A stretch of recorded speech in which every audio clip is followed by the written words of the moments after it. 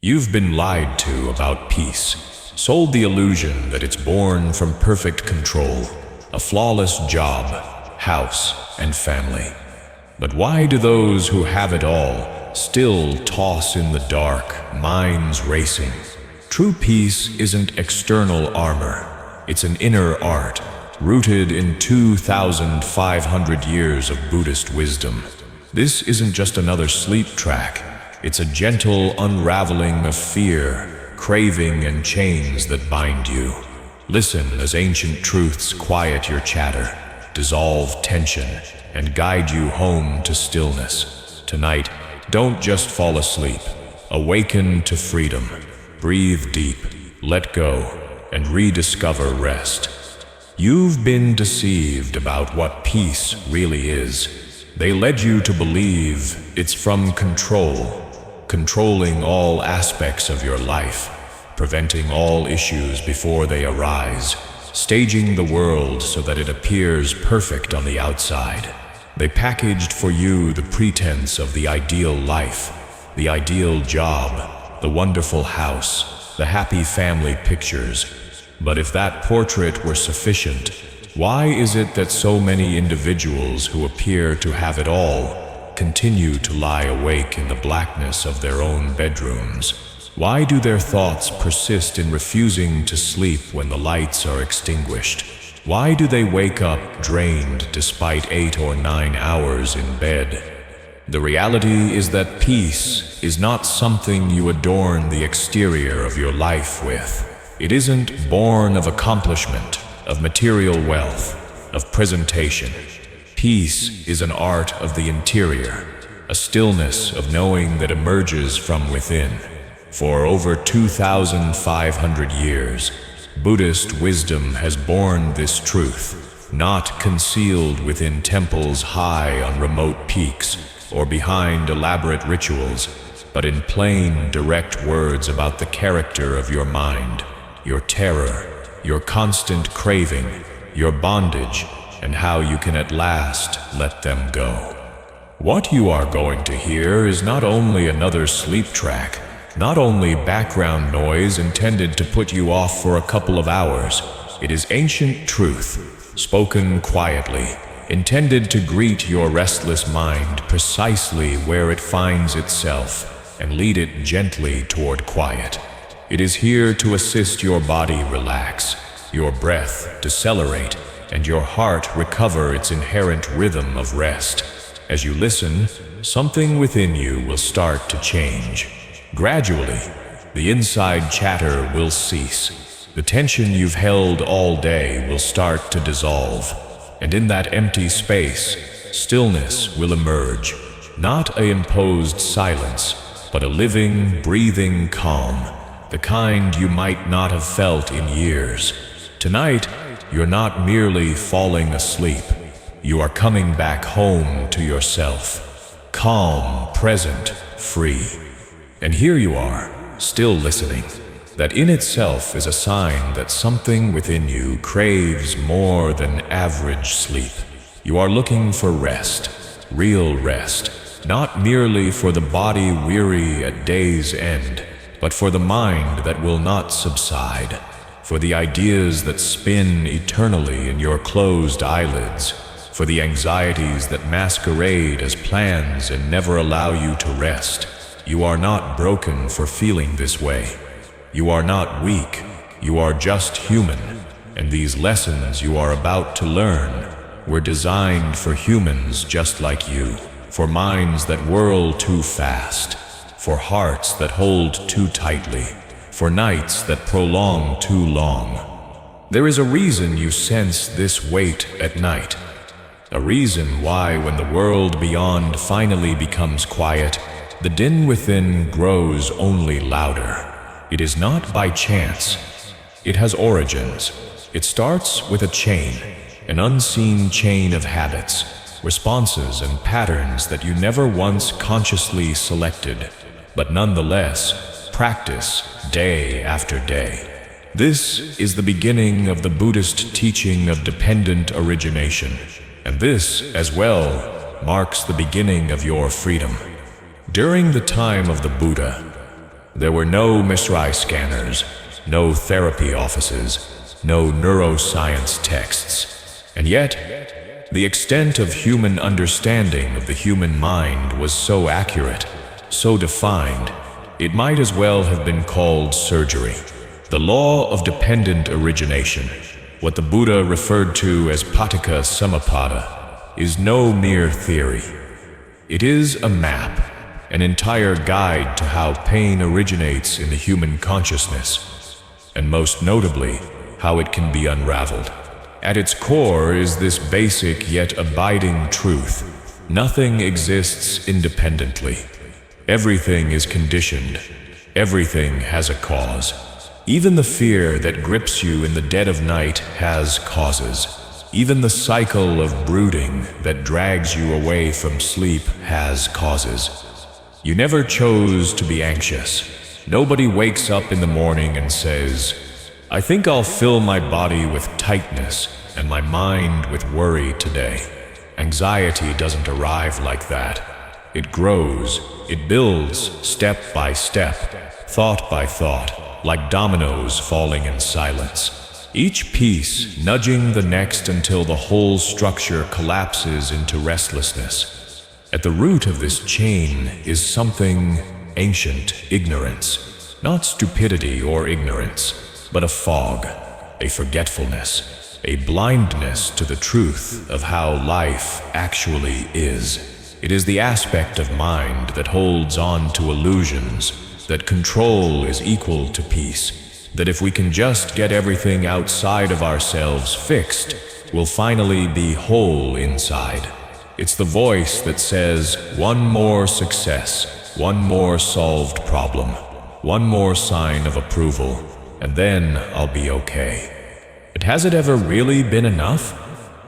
The title on the job comes, and yet you fret. The relationship flourishes, and yet you hurt. The problem gets solved, and another takes its place. Because where ignorance resides, craving is not far behind. Craving does not just crave pleasures. It craves certainty, for guarantees, for tomorrow, to unfold precisely as you wish it to, for humans to act as you wish, for life to move as per the script in your mind.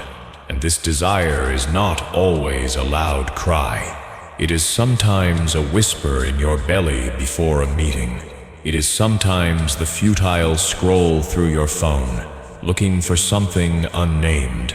Sometimes it's the practiced conversation that hasn't even occurred yet. This is what the Buddha referred to as upadana, attachment.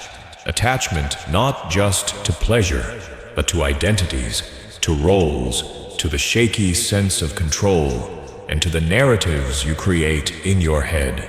You say to yourself you're preparing, you're being responsible, you're safeguarding yourself.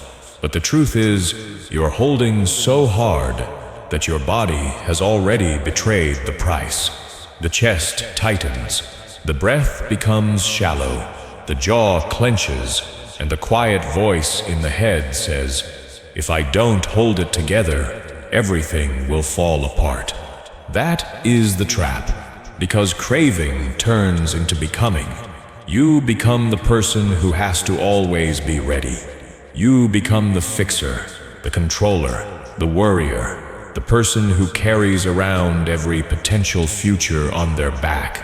And when you frame yourself in that way, you're afraid of losing it. You're afraid of what happens if you fall out of the role, if you lose the control. And then even sleep, that most natural act of letting go, is fought over. You shut your eyes, but the mind does not relax. Thoughts dispute in the dark. What if tomorrow doesn't turn out as it should? What if I remember something critical? What if I wake up unarmed, spent, already at a disadvantage?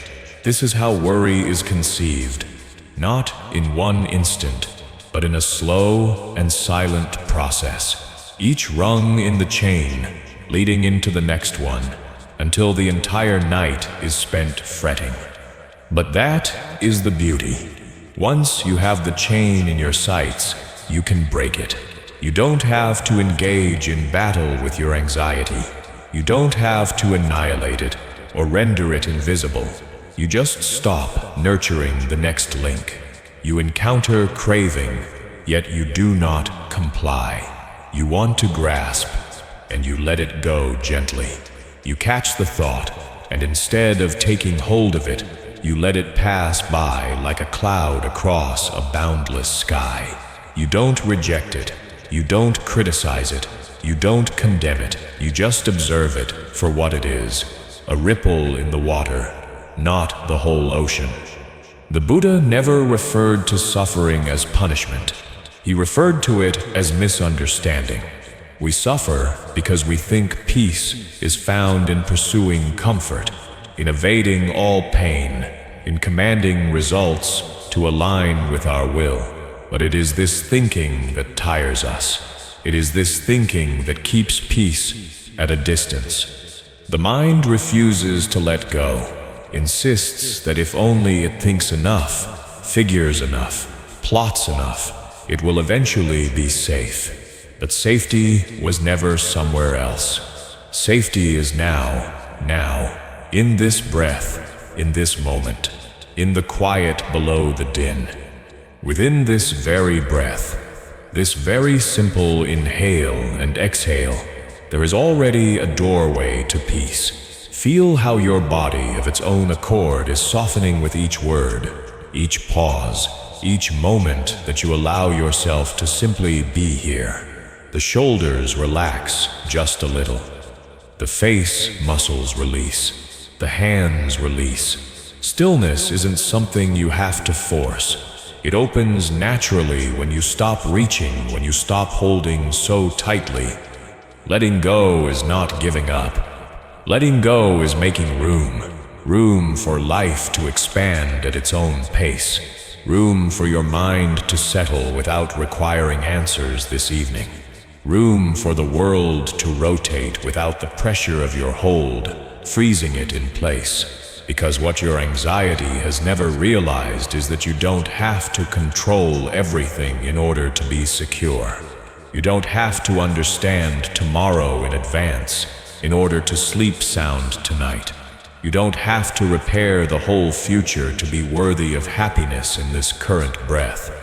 This is the wisdom of dependent origination, the old teaching that teaches us how suffering arises, link by link, and how freedom starts when one of those links is let go. You do not have to disentangle your entire past. You don't have to hardwire each thought or become someone different overnight. You need only to become aware when craving presents itself, and then not create a house within it. Don't make it who you are. Don't call it me, because anxiety tends to start with me. What will become of me? Will I be fine? Will I do well? Or will I fail? Will they like me? Or will they reject me? But if there is no permanent, unchanging self, if the me that I call me is just a bundle of thoughts, habits, and narratives, then who specifically is worrying? Who is at risk? Who actually needs protection from tomorrow? This isn't a riddle. This is a doorway to softness, to a place where you have the freedom to place the burden down. The mind attempts to keep the universe from unraveling, but the Dharma whispers softly, release. Release the expectation of holding on. Release the perpetual what if. Release the idea that safety can be found in certainty alone. Your body is exhausted. Not because it has exerted itself too strenuously, but because your mind has been racing around the clock. But what if you didn't have to run anymore? What if you could just sit, inhale, and whisper to yourself, right now I don't know. And that's okay. This is not weakness. This is wisdom. It is what happens when you no longer confuse your thoughts for truth, when you no longer hold on to control, when you no longer pursue sleep, and instead let rest come to you. Anxiety is not going to kill you. Anxiety is a teacher. It flags the areas where you still think you have to fight. It shows you the edges of the heart where you still feel isolated. It indicates to you where you still believe that peace has to be won. But peace is never a prize.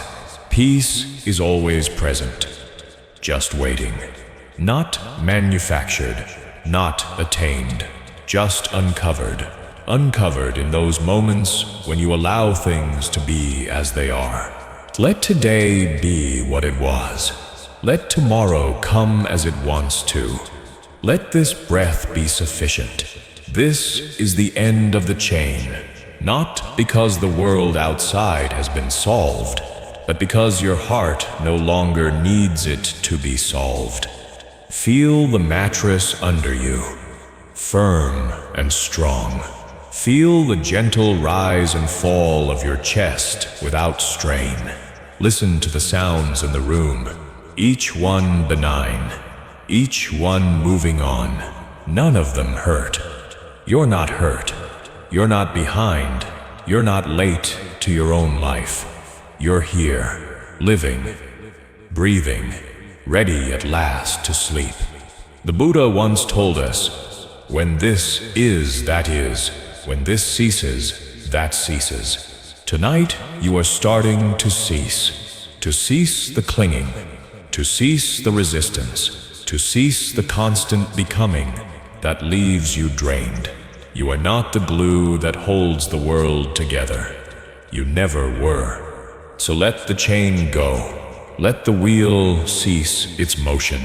Let the tail mellow until it no longer holds you in thrall. Sleep is not the negation of thought. It is the incarnation of peace, and peace starts the moment you cease to strive for it. Make this your practice tonight. Make this your permission. Permission to cease striving, to cease proving, to cease pursuing what you already have within you. Permission to just rest. You've already done the first and greatest thing.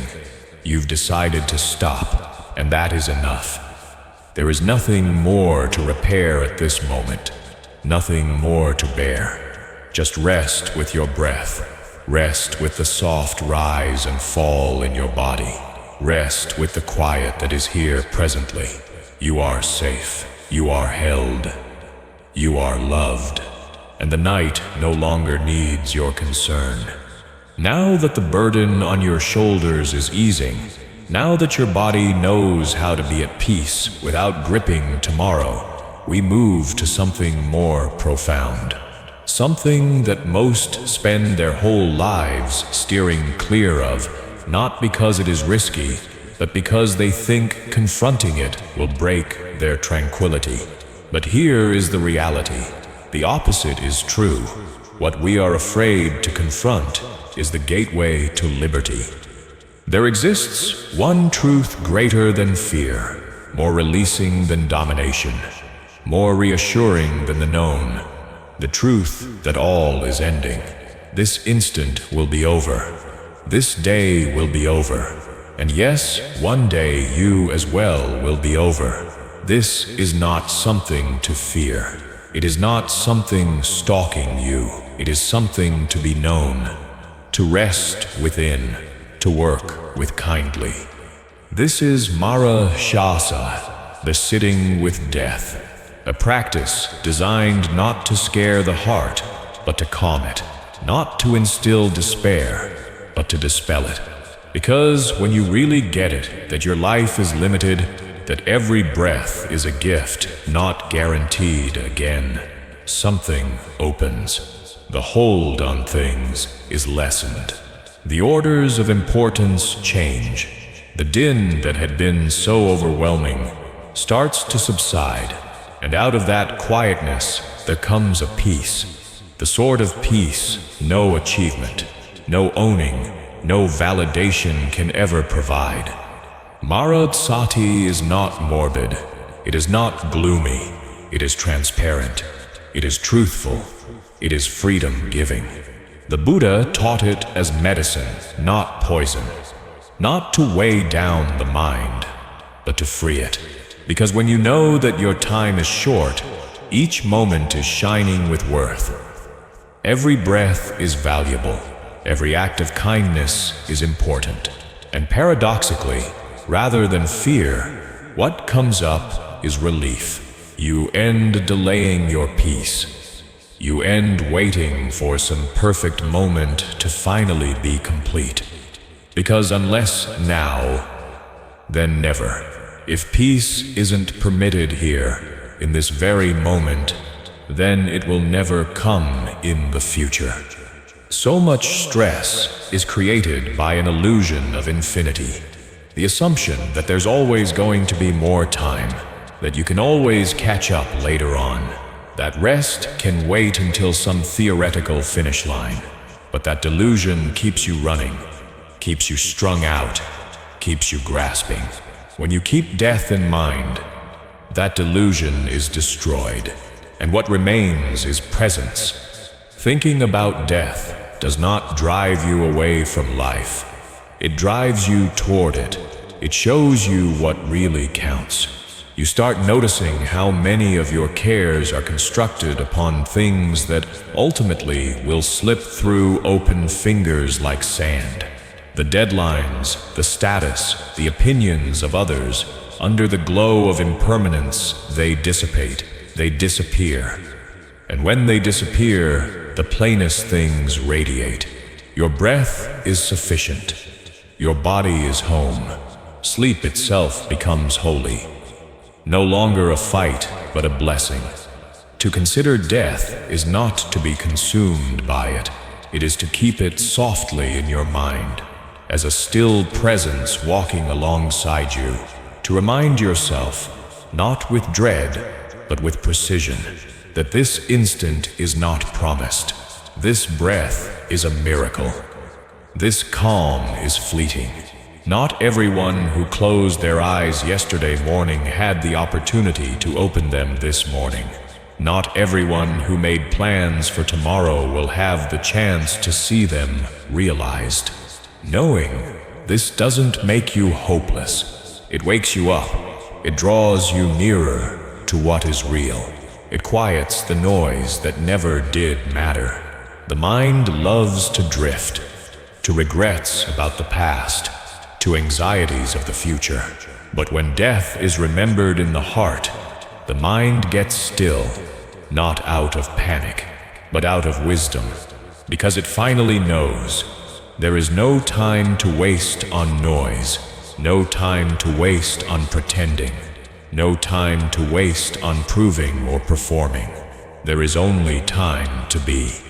You start to live even in the quietest, smallest of moments with a sense of purpose. A lot of people are afraid that thinking about death will take away peace, but really it is distraction that takes away peace. It is deception that creates fear. When death is completely accepted, not denied, it carries with it a quiet so deep the mind can no longer flee. Nothing left to pursue, nothing left to protect. And in that place, finally, you may be still. Not because life has become perfect all of a sudden, not because all the issues are resolved, but because you have ceased insisting on permanence from that which was never intended to be permanent. And when that hold is let go of, the body lets go as well. The shoulders no longer bear tomorrow. The jaw no longer clenches in anticipation of a tomorrow that will never come. When mortality is embraced, not in a heavy, melodramatic sense, but in a quiet, clear, honest sense, the body recalls how to unfurl. The heart remembers how to relax. The mind remembers how to sleep. Sleep arrives not as a struggle, but as a river flowing by itself, without forcing, without strain. It was in Buddhist history that nuns and monks regularly meditated in charnel grounds, surrounded by the literal reminders of impermanence. They didn't avert. They didn't close their eyes. They sat among the bones, the ash, the returning ground, not as penance, but as practice. A practice of clear seeing.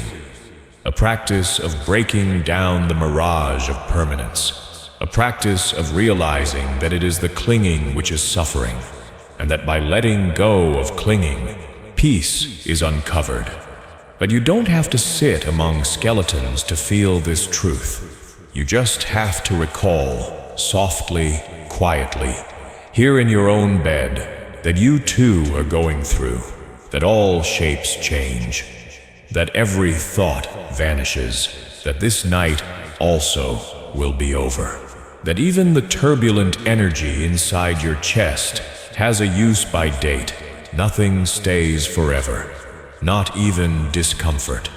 When death is accepted not as something distant in the future, but as a presence threaded into each breath, life itself glows. Every breath becomes a blessing.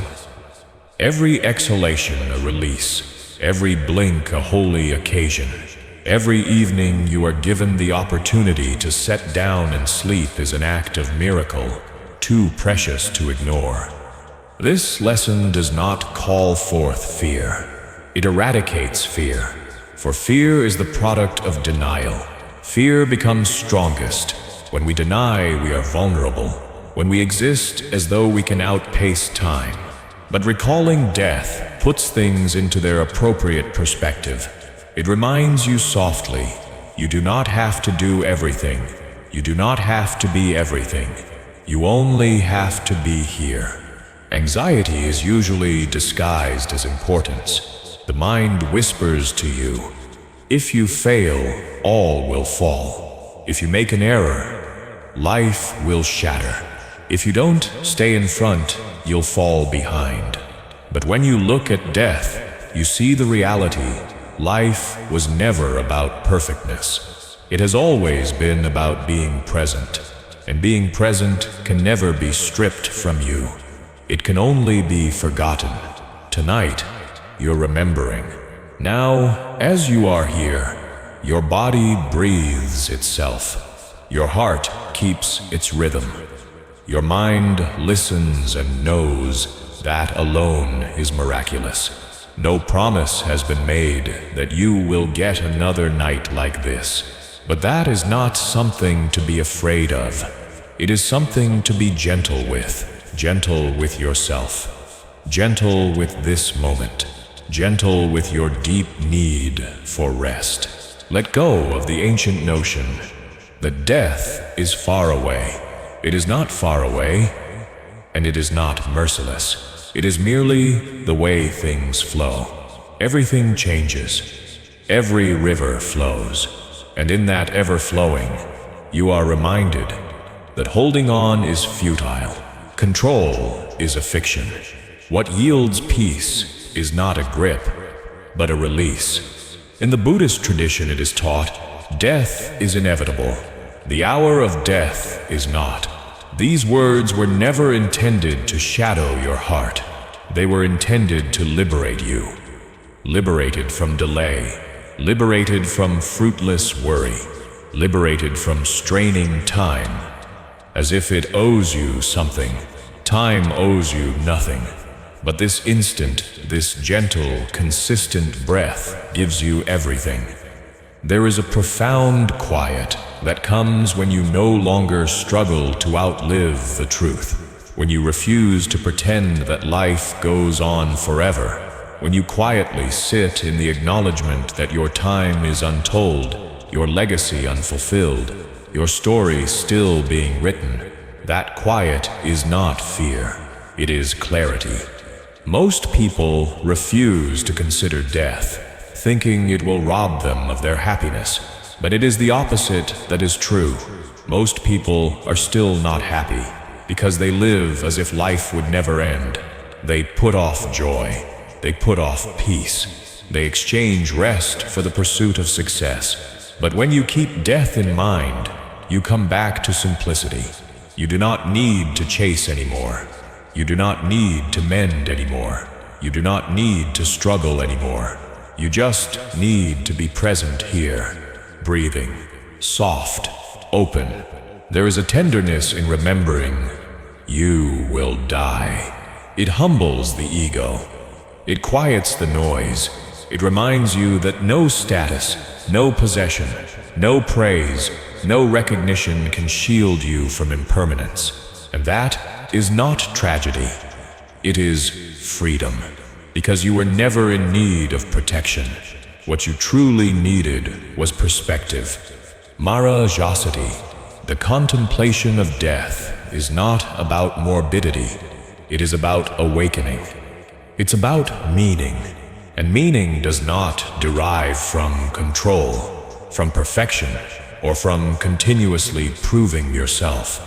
Meaning comes from understanding just how delicate life truly is, not out of fear, but in thankfulness. Thankfulness for the reality that you are here, you are alive, you are breathing right now. You are not owed another morning. You are not guaranteed another sunrise. And for that, tonight is sacred. This bed is holy ground. Your breathing becomes a prayer, not a frantic cry for more time, but a soft, humble thank you. If this was your final night, what would you actually fear?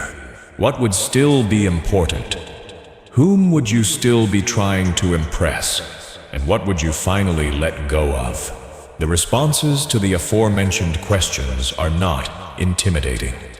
These are the gate to peace, because peace always starts when life is uncomplicated once more.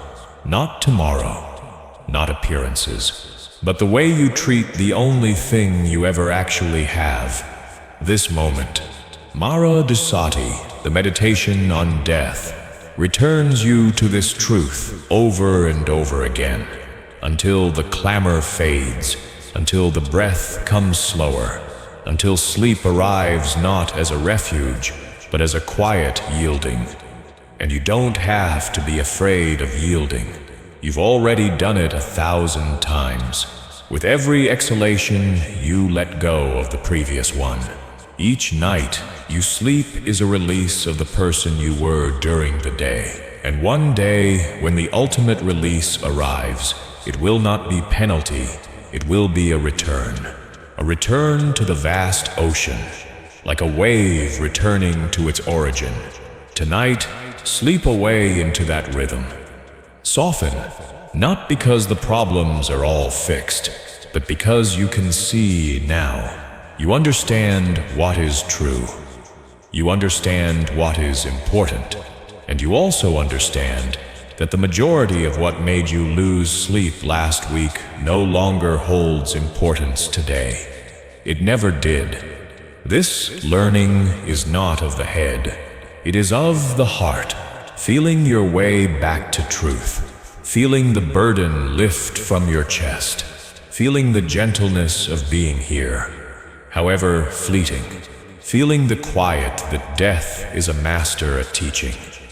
Gently ask yourself, if your time were shorter than you imagined, would you continue to waste it in worry? Would you continue to cling to resentments? Would you continue to hurry past your own breath, looking for something out there? Or would you stop? Would you remain?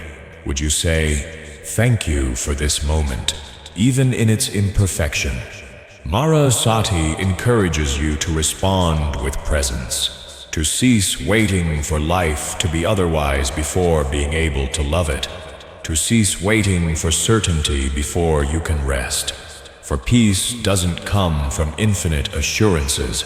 Peace comes from recalling the truth, not because death is lovely, but because death exists. And when truth is compassionately encountered, it always results in peace. So allow your breath to slow down now. Allow your mind to release its grip.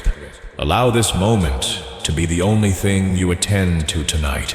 You don't need to cling to anything else. The practice has already started, and liberation has already begun to unfurl. You have released the need to control tomorrow. You have rested in the reality that nothing endures forever.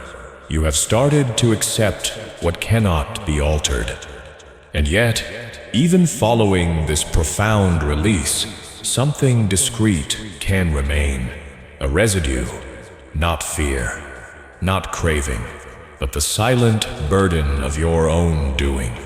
The words you spoke today, the decisions you made, the things you said without thought, the things you left unsaid, but wished you could have said. This is what troubles the mind at night, not the future unknown, but the past unexamined, not what happened to you, but your reaction. And here is where karma comes in, not as fate, not as punishment, but as a mirror. Karma, simply put, is cause and effect.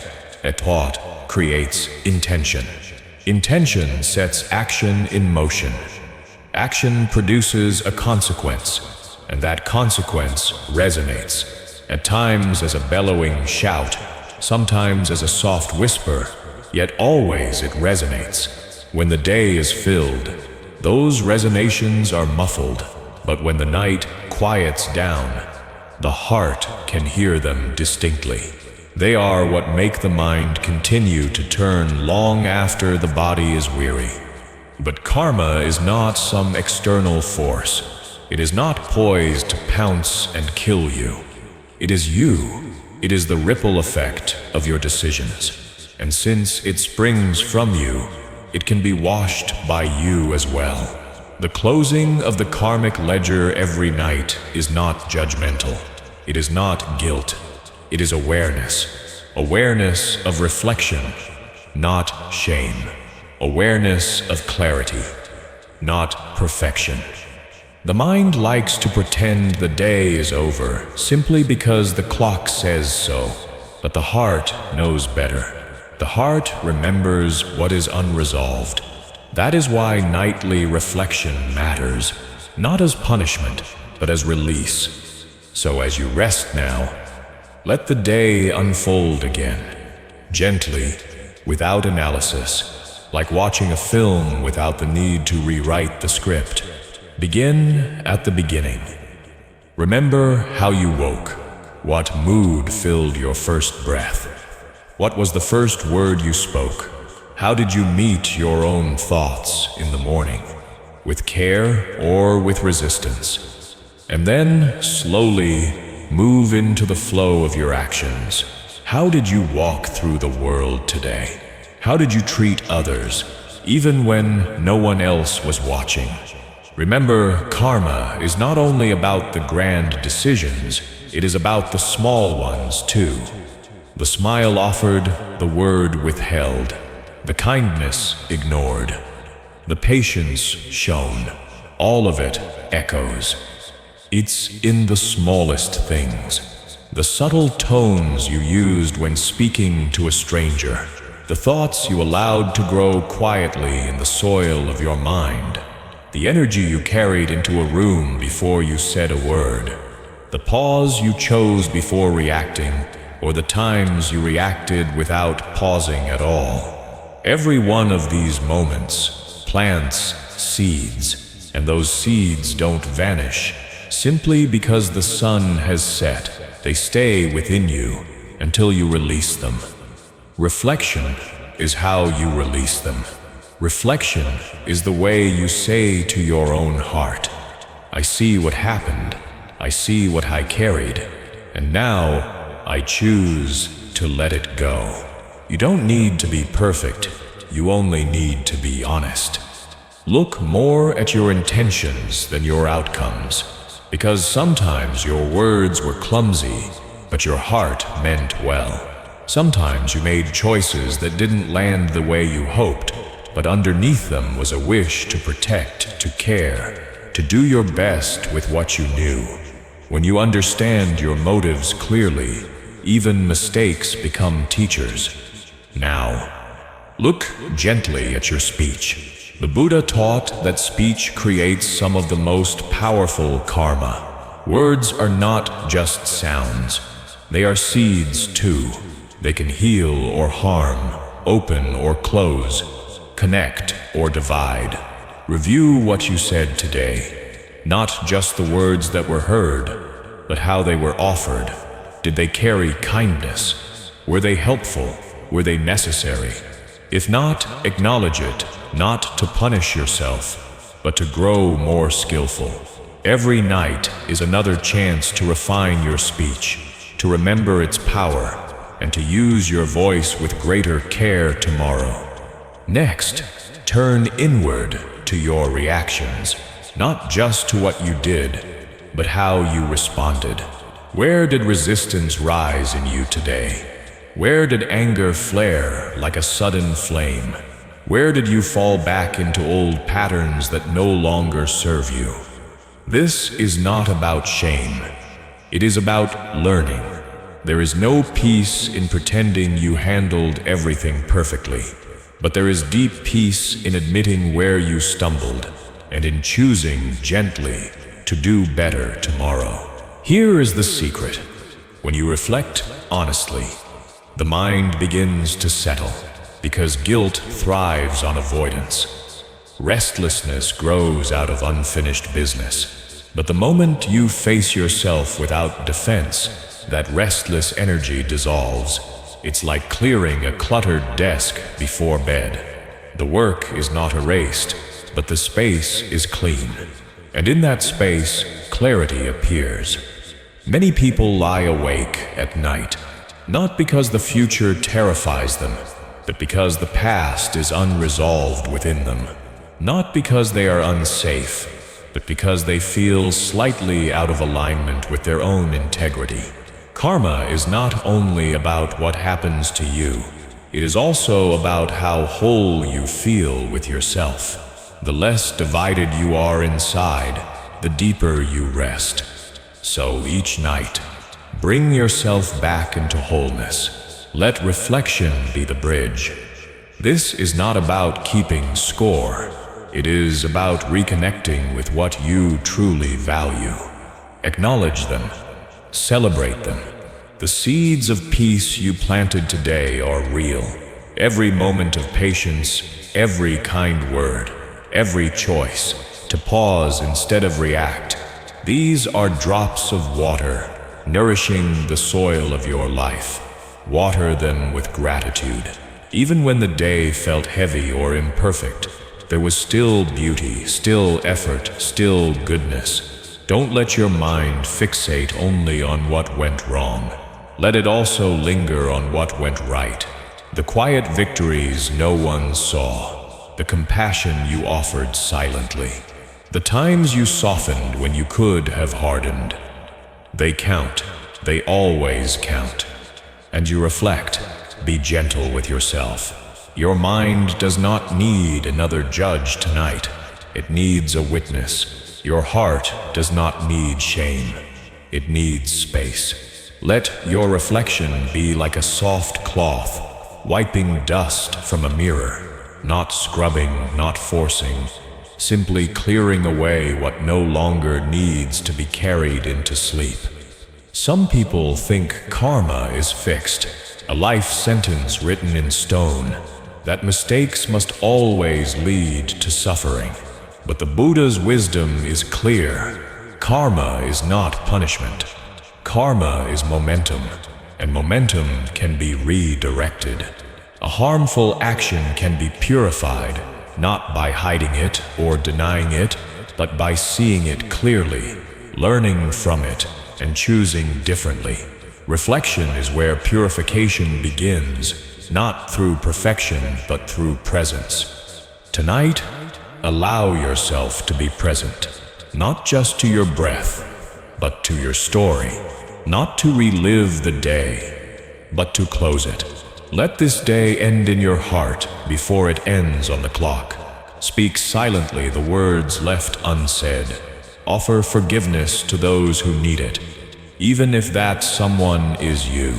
Release what does not belong to this moment. When you do this, sleep no longer feels like escape. It becomes easeful surrender. Not because the mind is empty, but because the heart is no longer crowded. You don't need to control your thoughts. You only need to make peace with them.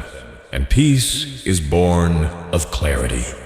The ledger of your day is not about mathematical balance. It is about balance in the soul. Ask yourself, does this day feel complete, or is something left open?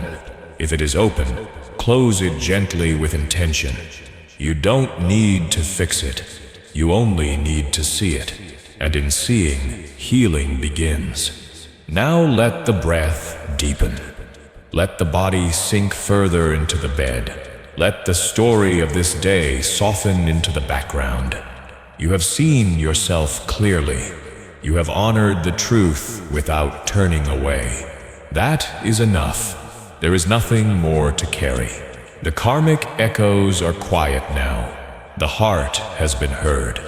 You are ready for sleep, not only as rest, but as a return to stillness, a return to clarity, a return to the peace that arises when nothing is left unsaid within you.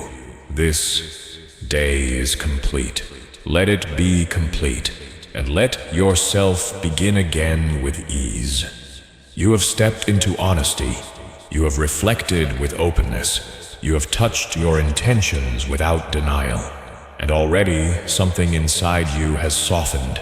But even with clarity, sometimes the heart still clings. Sometimes the mind replays moments, looping endlessly. A phrase you regret, a plan left unfinished, an emotion that lingered longer than you wished. You've reflected. You've acknowledged, and still part of you may hold on. This is natural, because awareness is only one part of release. The deeper part is willingness, the willingness to let go, not only of what happened, but of the story you attach to it. This is where anicca, impermanence, becomes your guide, not as an abstract philosophy, but as a living truth. Impermanence is one of the Buddha's most essential insights, a truth not meant to frighten, but to free. Everything changes, not just the world outside you, but the inner world too. The pain you felt this morning has already shifted. The joy that surprised you is already fading. The flash of anger rose and fell like a wave. The plan that failed has already transformed into memory. None of it is fixed. None of it stays. And this is not a problem. It is the path. The real struggle is rarely with what happened. It is with how tightly we hold on to what happened. The mind loves to replay, not because it is cruel, but because it believes repetition equals control. If I revisit the conversation enough, maybe it will end differently. If I rehearse the mistake long enough, maybe I will undo it. If I rethink the plan endlessly, maybe the result will change. But impermanence whispers another truth. You don't need to replay the wave to calm the sea. You only need to let the wave pass. If you hold tightly enough, you might believe regret will not touch you. But holding on doesn't free you from the past. It binds you to it. Impermanence is what cuts that rope. When you see that all things pass, your relationship to the day changes. You no longer try to carve permanence into what was always meant to dissolve. That awkward exchange at work, the sharp word with someone you love, the opportunity you think you missed, each of them came, and each of them has already gone. The only reason they remain is because your clinging held them here. Anicca, impermanence, does not ask you to deny your experiences. It does not ask you to pretend they never happened. It invites you to stop turning experience into identity. The sadness you felt was not wrong. It was simply passing. The disappointment that weighed on you did not define you. It was a visitor. The plan that failed did not collapse your worth. It simply, every moment contains the seed of its own disappearance. When you see this clearly, release does not come by force. It comes by insight. Nothing needs to be pushed away. Nothing needs to be fixed. It only needs to be seen for what it is, temporary. Tonight, let that clarity be your guide. As you lie here, breathe softly and scan through your day one last time. Not to judge, not to analyze, but simply to see what you are still holding. Not the actions, you've already looked at those, but the attachments. Where do you still feel the tightness of clinging? What story are you gripping as if it were your safety? What would it feel like to soften there, to loosen the hand that holds so tightly? You don't need to force release. You can let go simply by seeing there is nothing solid to hold. That memory will fade. That feeling will change. That unfinished task will find its place. Life is not frozen. You are not frozen. Time is not a painting. It is a river.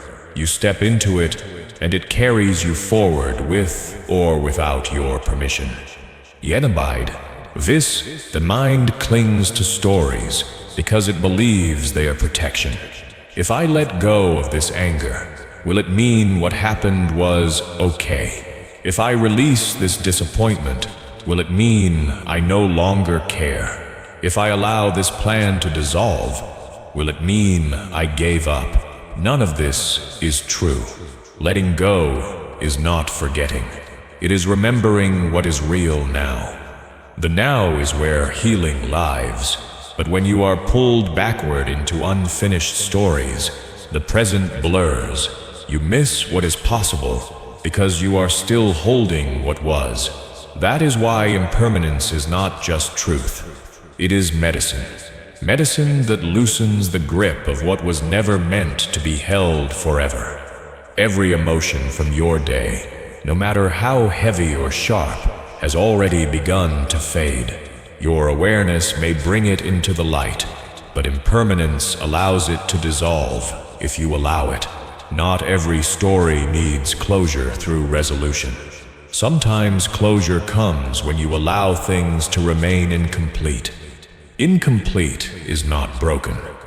Incomplete is simply what happens when life moves faster than your plans. When people respond in ways you didn't expect, when the world, in its unpredictable rhythm, moves beyond your design, impermanence teaches you to stop. The pain of today may still feel sharp, but even now it has changed. It is not the same as it was an hour ago, and by tomorrow it will have softened further. The unfinished conversation, the unanswered message, the unmet goal, none of them are fixed in stone. They are not weights chained to you. They are movements still unfolding, currents still flowing. What is left open does not have to be a burden. It can become a doorway into patience, into gentleness, into growth. Growth never comes from holding tighter.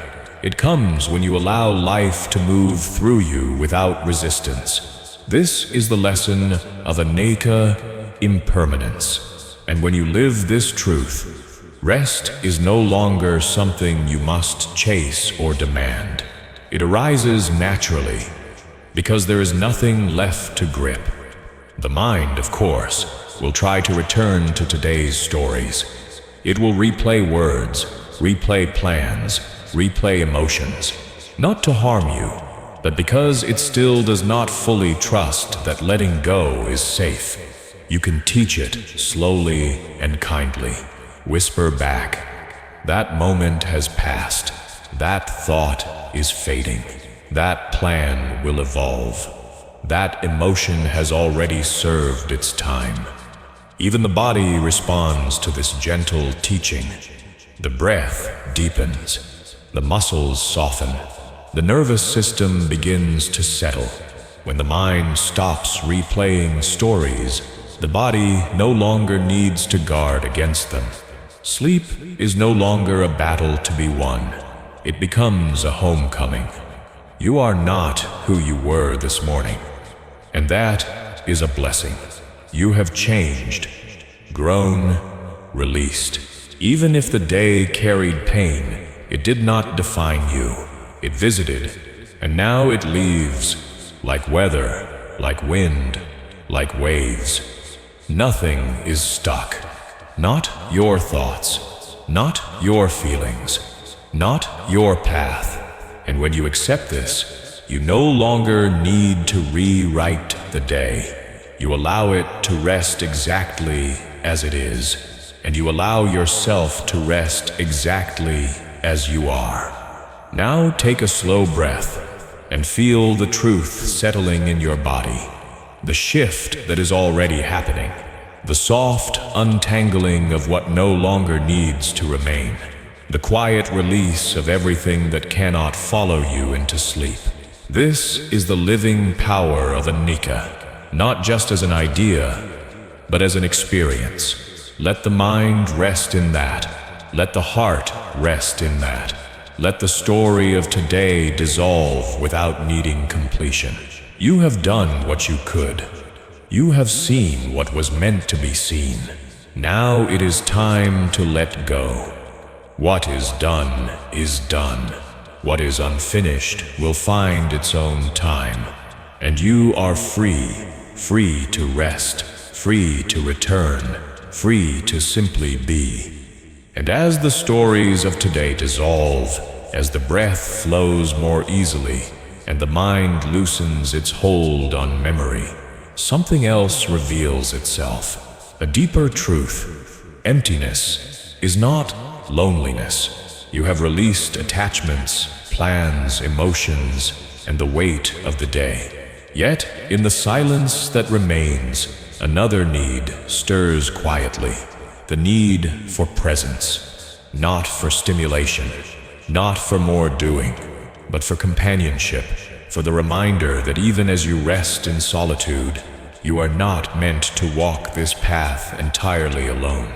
There is great strength in being with yourself, and there is great peace in feeling accompanied, not physically, not socially, but spiritually. This is where the practice of companionship begins. In Buddhism, Sangha means community.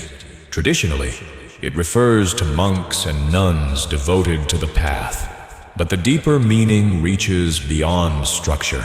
It points to all beings, living or gone, who embody wisdom, those who carry truth, those who hold space for peace. They walk beside you, often unseen, often unheard, but never absent. Their presence lives in teachings, in memory, in the quiet feeling of steadiness that arises when you remember. You are not the first to walk through this. The Buddha walked this path. His disciples walked it. Countless seekers across centuries have sat with the same breath, the same impermanence, the same longing for peace. And tonight, as you rest, you join them. You are never alone here. So have countless beings across time and space, those who sat with fear and chose love, who faced impermanence and discovered peace, who met suffering and answered with compassion. Their bodies may be gone, but their awareness, their presence, their quiet strength remain. You do not need to be religious to feel this. You only need to know the tender relief of being seen, even when no one is looking, of being held even when no hand touches yours. The mind has a gift. It can recreate stress through memory. Yes, but it can also recreate comfort. It can build safety through attention. And you've done this before without realizing it, remembering a loved one's voice when you needed courage, hearing a teacher's words long after they left the room, finding calm in the memory of someone who once helped you feel seen. These are not fantasies. They are inner resources. They live in you. And tonight, they are here to help you rest. This is the Safka, the community. Not just monks or nuns, but the larger field of companionship, the quiet gathering of wisdom around you. You can access it anytime. And in this hour, when the outer world has gone still, and your inner world longs to release, it is especially nearby. The Sangha you invite may take many forms. It could be the teacher whose words gave you clarity, a mentor who believed in you before you believed in yourself, a wise elder whose presence calmed you without saying a word. Or perhaps it is someone you've never met, a writer, a guide, a lineage holder, whose life embodied the values you wish to deepen. You don't need to see their faces. You don't need to hear their voices. All you need is the willingness to be accompanied. You don't ask anything of them.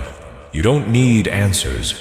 You only let them rest near you, like a circle of calm, not watching, not judging, just holding the silence with you, supporting your release. This practice is not escape. It's not imagining someone else will fix everything for you. It is remembering that truth never walks alone, and neither do you. Whatever you've faced, someone else has faced too. Whatever questions echo in your mind, someone else has whispered into the dark. You are not separate from the great stream of seekers, healers, and teachers. You are part of it. And as you lie here, you can begin to sense their nearness, quiet, grounded, spacious. The air feels fuller, but not heavy. A warmth spreads, subtle but steady, as if the very room has become sacred. Their presence asks nothing of you. You don't need to perform. You don't need to explain. You don't need to defend yourself. There is no pressure to impress, only permission to rest more deeply than you usually allow. If the mind wanders, let it. Simply return to the sense of being supported. Return to the feeling that you are not alone. Wise ones hold space for you to surrender. Your vulnerability is not weakness. It is the doorway into connection.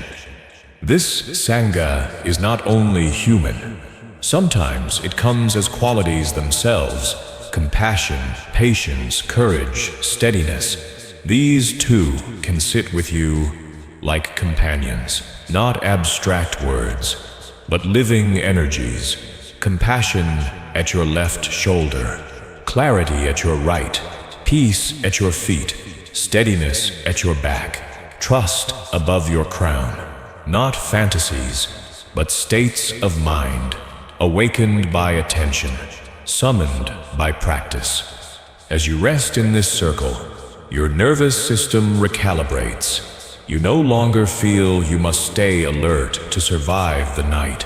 You no longer scan the silence for threat. The body begins to learn through repetition that safety is possible even when the future is uncertain. That rest is sacred, even after a difficult day. That sleep is allowed even when your life is still unfinished. Spiritual companionship is not about rescue. It is about remembrance. Remembrance that you belong, that you are part of something larger than your own thoughts, that the longing in your heart for peace is the same longing every being has carried. When you know this, loneliness loses its grip. Isolation becomes solitude. Solitude becomes refuge. Many of us have been taught that we must do everything alone, that even asking for unseen help is weakness, that leaning into presence is dependency. But that belief is not truth. It is conditioning. The deeper truth is this: interconnection is your nature. Dependence is not failure. It is life expressing itself through relationship. And some of the most powerful relationships are the quietest, the ones that require no words, no actions, only presence. Tonight, lean into this truth. You were never meant to hold it all alone. You were never asked to. There are unseen hands holding space for you now. There are countless beings who have walked this road before, lighting the path not by instruction but by simply being. If tears rise, let them. They are not sadness. They are release. They are the armor loosening. They are your soul remembering. I never needed to carry so much for so long in silence. Let the Saska surround you now. Let yourself be carried by presence. Let yourself be held in the stream of all who walked before you. You are not alone. You never were. Not with noise. Not with answers. Just with presence. Silent, steady presence. The kind of presence that whispers rest is safe. Stillness is welcome. You are not too much. You are not too far. You are simply here, and here is enough. If thoughts rise, let them be held within this circle. You don't need to resolve them. You don't need to resist them. They are seen. They are softened. Allowed to drift like clouds across a vast sky. This is not worship. This is connection, not through belief, but through shared experience. Through the knowing that others have sat where you now lie. Others have trembled with the same fears. Others have searched for sleep with the same heaviness in their chest. And they too were held. Some of them hold you now. Not because you asked, but because compassion does not wait for permission. In the Dharma, compassion is not earned. It is given freely, always. Let your body receive it. Let your breath grow softer. Let the edges of your being blur into this presence. You don't need to keep your boundaries so sharp. You are not separate from the peace you seek. You are not outside the presence you long for. You are inside it already, breathing in it, resting in it. Morning will come. You will rise again. You will carry your work, speak your truth, meet the day. But for now, there is nothing to carry, nothing to solve. The Seshka holds you, the teachings protect you, and the night welcomes your surrender. You are not alone. You never were. So let the silence deepen. Let the presence remain. Let your heart rest in companionship that asks for nothing and offers everything. Now you may sleep. Not because the world is perfect, but because you no longer need to hold it alone. The stillness has thickened around you.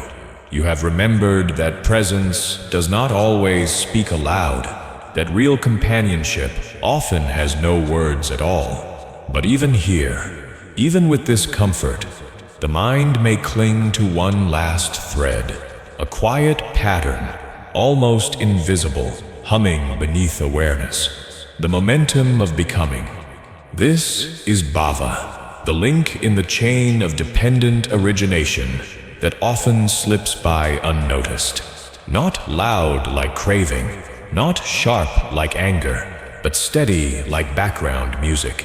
The subtle push to keep being someone, even as you drift toward sleep.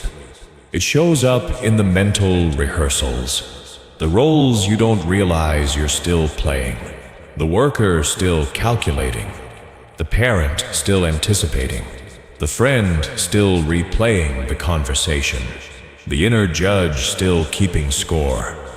These aren't just thoughts, they are identities reinforcing themselves. Masks you keep wearing even as your eyes grow heavy. And when identity hardens, it becomes suffering, because the role never ends. I am the one who must succeed. I am the one who failed today. I am the fixer. I am the one who must know. I am the one who must be seen. Without realizing, the mind spends every hour rehearsing these lines, and when the night comes, it does not stop. It only shifts tone. That's why sleep can feel like resistance. The body is tired, but the mind is still performing, still finishing the act of being someone. But bhava never finishes. That's the trap. Becoming never completes itself. The role always expands. The story always continues. One more scene, one more answer, one more turn. And so, you lie awake, not because your body resists rest, but because your identity is still on stage. To fall asleep deeply, you don't need to fight these roles. You don't need to destroy them. You don't need to judge them. You simply step out of them, like stepping out of a costume at the end of a play. You place the mask down. You set the script aside. You let go of the idea that you must continue being anyone at all right now. You are not required to be yourself. You do not need to carry forward the image that got you through the day. Tonight, you are allowed to be no one. And in being no one, you become free. You don't need to be the version of yourself that earned approval today, that stayed composed, that held everything together. You are allowed to dissolve. When the Buddha spoke of bhava becoming, he pointed to this subtle engine inside us, the quiet drive to exist in a certain way. It is not the same as simply being.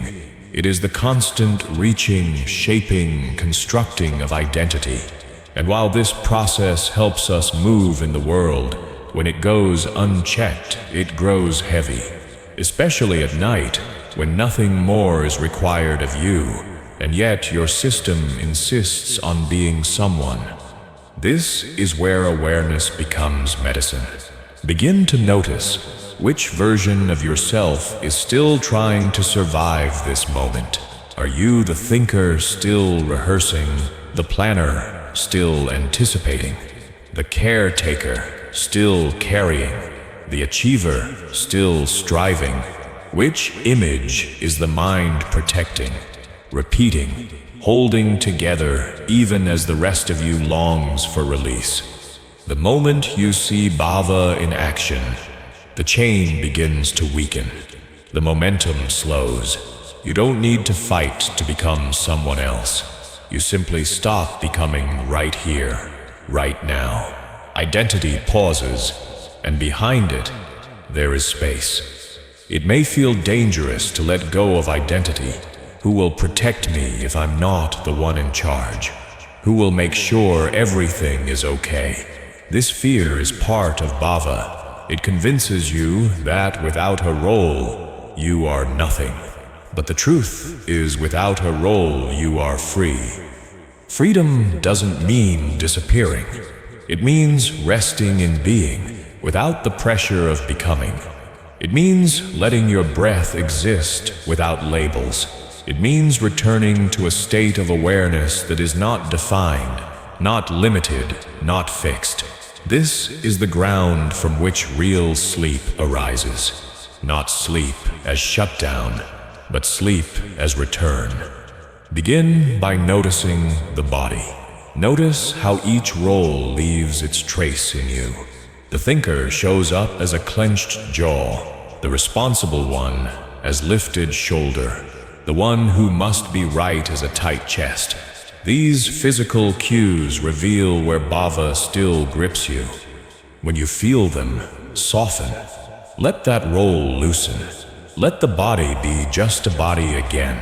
Let the mind be just open space. You don't need to assign meaning to every event of the day. You don't need to finish every thought. The need to complete the story is bhava's trap. The belief that every thread must be tied before you can rest is not a necessity. It is only a pattern, and patterns can be released. So tonight, let yourself become no one. Let your name fall away. Let the titles fade. Let the pressures stop circling. You are not required to be anything for anyone. You are not a project. You are not a role. You are not the sum of your decisions. You are simply awareness resting in form. Even the identity of being the spiritual one, the meditator, the seeker, let that one rest too. Because perfectionism sneaks into every role, even the role of awakening. Tonight, you don't need to achieve transformation. You don't need to gain insight. You don't need to improve. You are not here to practice well. You are here to sleep, and that is enough. Vulva creates suffering not because identity is bad, but because identity is impermanent. The more tightly you grip it, the more painful its changes become. The version of you from yesterday has already dissolved. The version of you from tomorrow has not yet appeared. And here, in the space between, you are whole. The mind may protest. It may whisper, but I need to be someone. I need to be understood. I need to continue my story. Thank the mind for its loyalty. Appreciate its effort, and then let it rest. Thoughts about self are clouds, forming, dissolving, drifting. You are not the cloud. You are the sky that holds them all. This seeing is enough. The body breathes. Awareness notices. Nothing else is required. Slowly, without pressure, the mind begins to stop spinning. The roles lose their stickiness.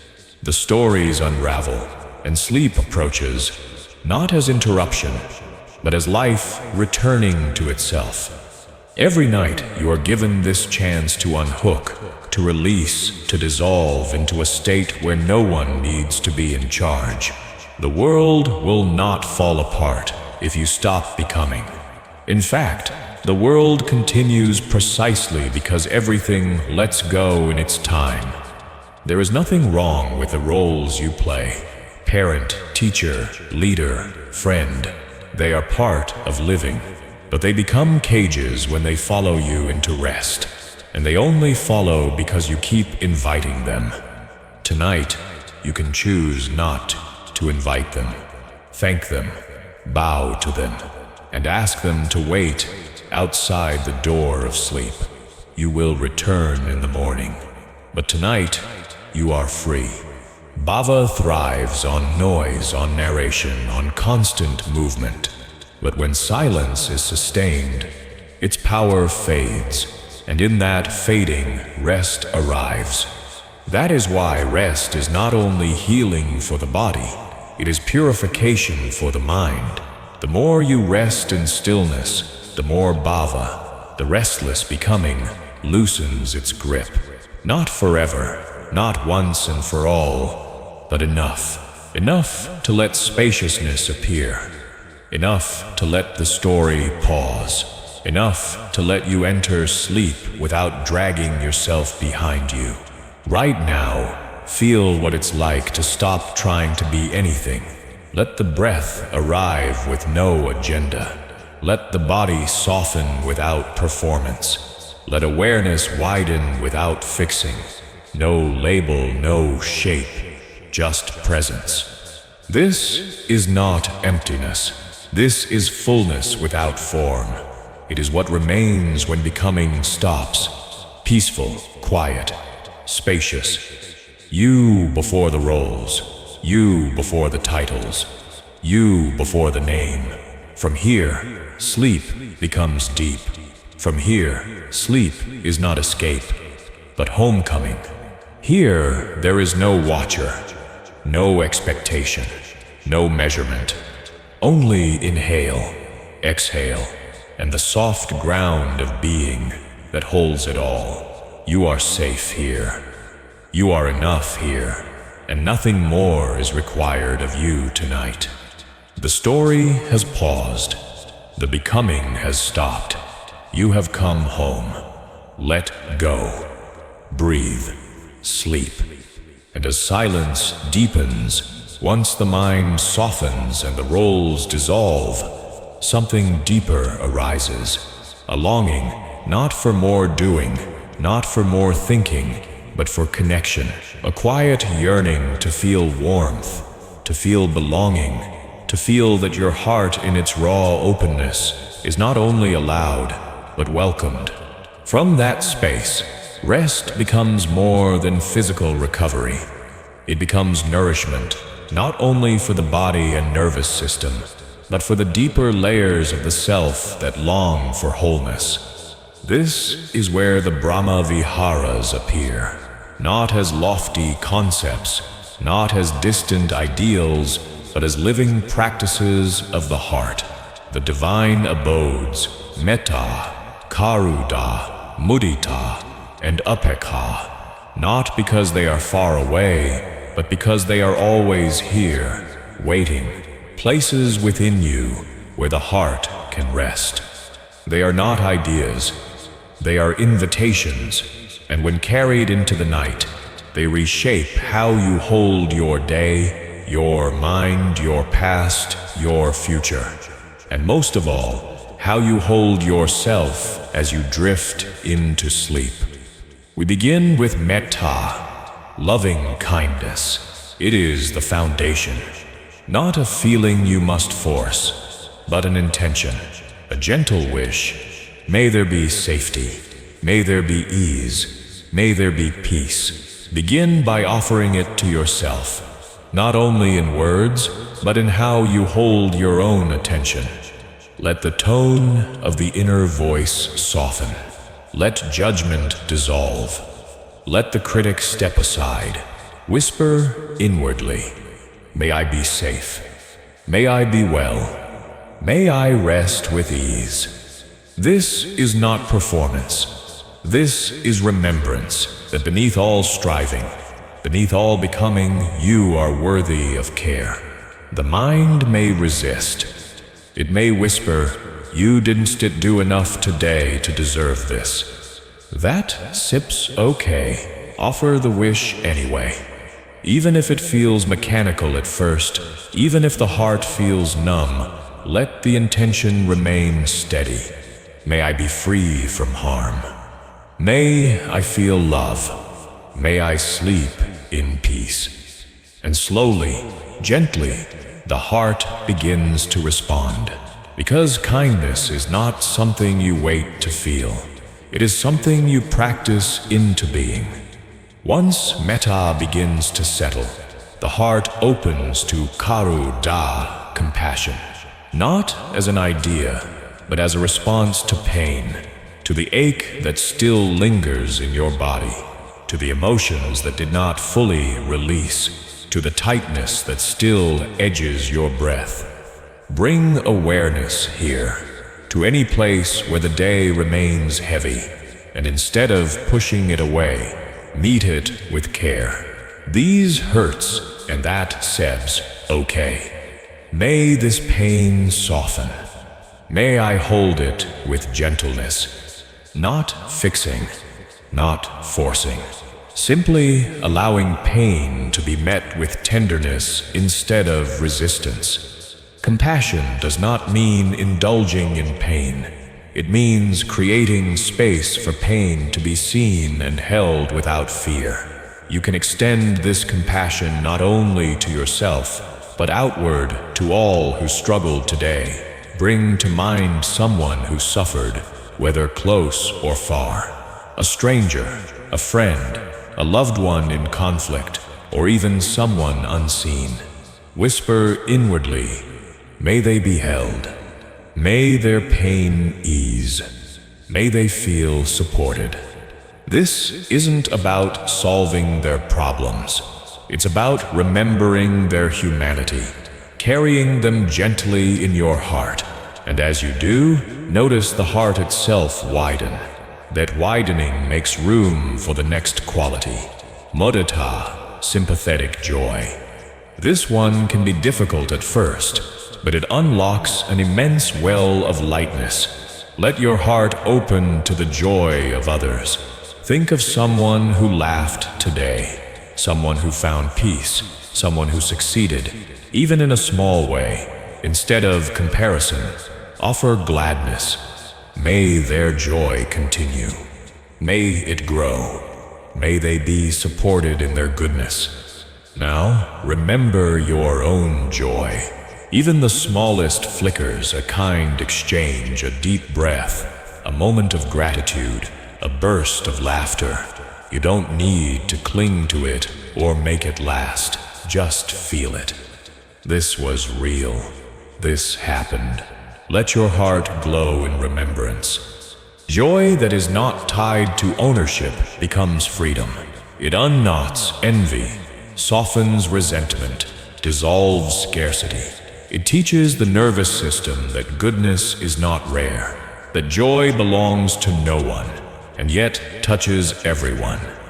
Then, the final quality, upka, equanimity, the steady balance of the heart, the deep, calm knowing that all things rise and pass, that outcomes are uncertain, that control is limited, that life will not always match the mind's idea of fairness, and yet it moves with a rhythm far beyond what we can grasp. Equanimity is not numbness, it is steadiness. It allows you to hold both joy and sorrow without being broken by either. It whispers, I care, but I will not cling. I feel, but I will not collapse. I am present, but I do not need to control. Let this energy wash over you now, a quiet strength, not rigid, not forceful, but grounded, like a tree in soft wind, rooted, responsive, unshaken. Together, these four qualities become a bed for the heart, not metaphor, but reality. As you settle into sleep, let them cradle you. No order is required. Let metta hold your breath. Let karut soften your muscles. Let mudita warm your chest. Let upka quiet your thoughts. You don't need to concentrate. You don't need to try. This is not a method for better sleep. It is sleep as practice, sleep as offering, sleep as surrender. You are not trying to get anywhere. You are not practicing to change. You are practicing to care for your heart exactly as it is, to let it rest in something real. If thoughts arise, do not resist them. Simply meet them with the right quality. A harsh thought, soften it with metta. A painful memory, cradle it with karuda. A bitter comparison, lighten it with mudita. A surge of overwhelm, steady it with upekkha. Each one becomes a tool. Each one becomes a doorway. Eventually, the thinking slows. The heart quiets. The body lets go. Not all at once, but enough. Enough to allow sleep to arrive and wrap you in stillness, to return you to yourself. This is the divine home. Not distant, not hidden. Here, in the middle of the night, with no temple, no ritual. Only breath, only care, only presence. And from this home, you can finally rest. Let yourself remain here.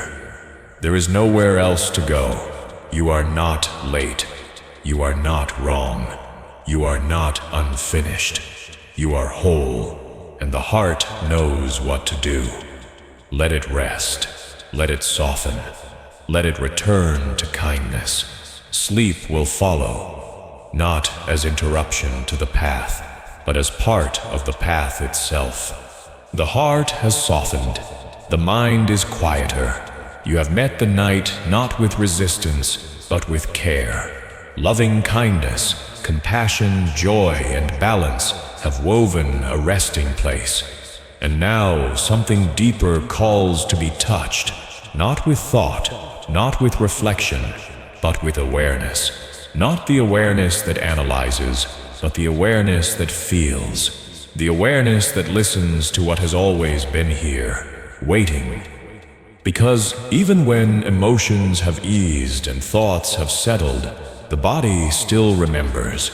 It carries the day in its shoulders, in its breath, in its bones. This body, your body, is the doorway to deeper rest. Kayanupasana, mindfulness of the body, is the practice of direct connection.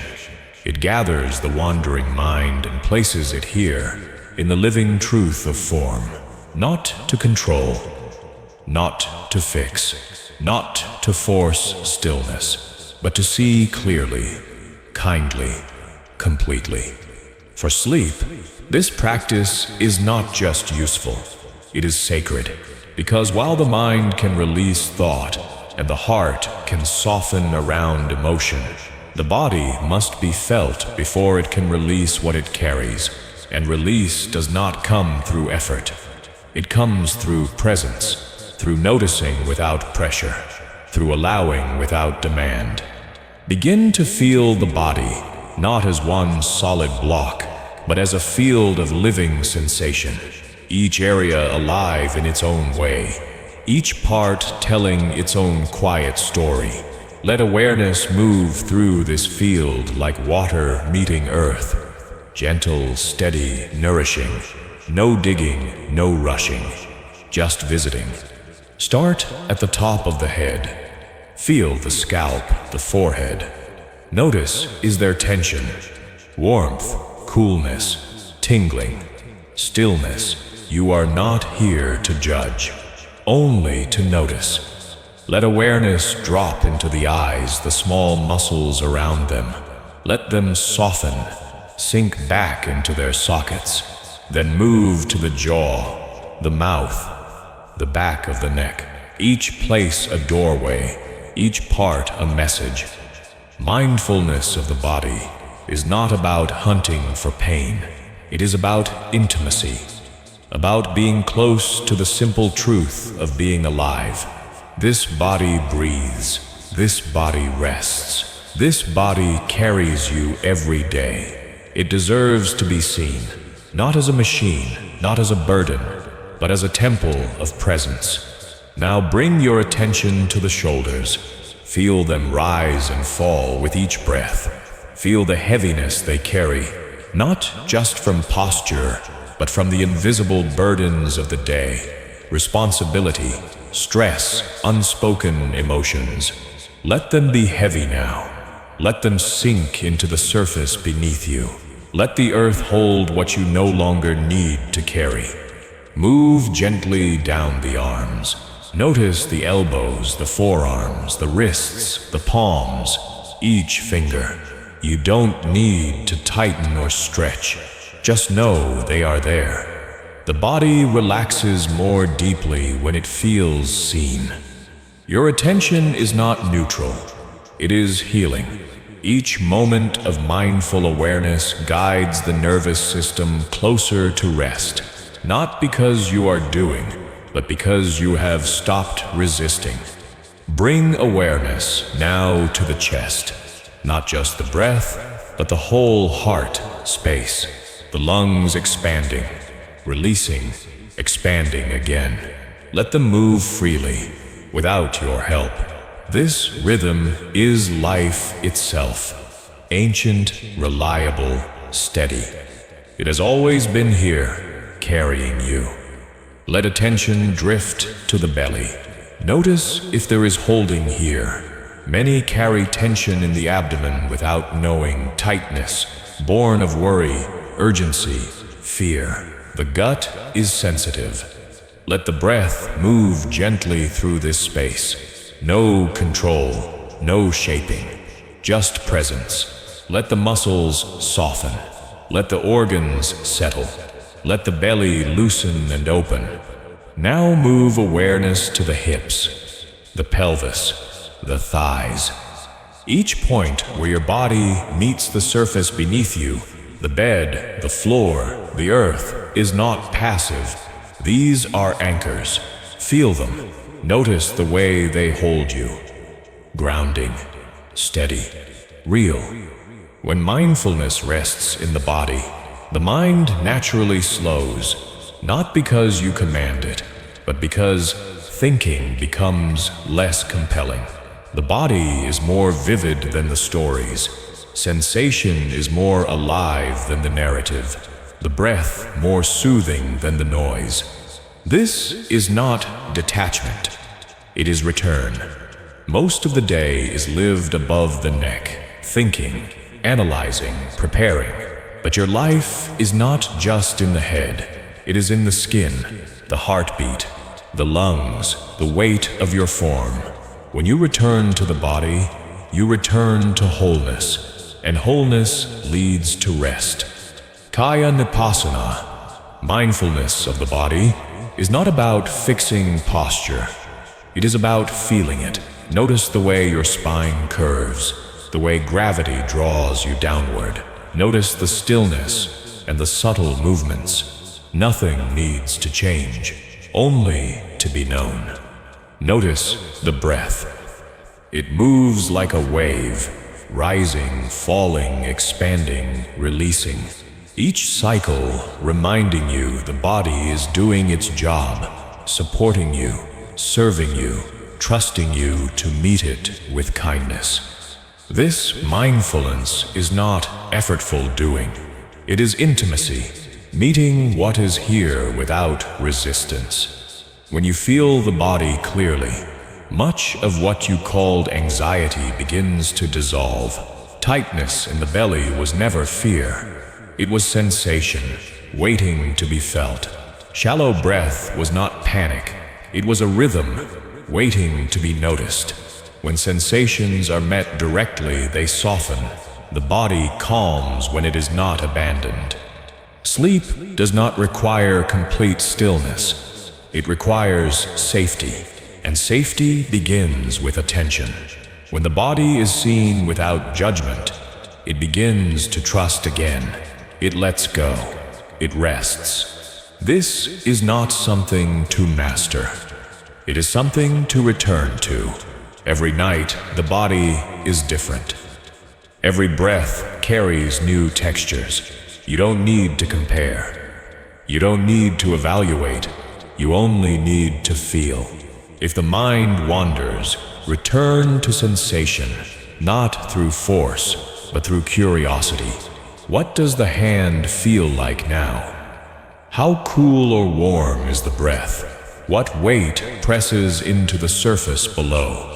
Let sensation be your anchor. Let awareness be your home.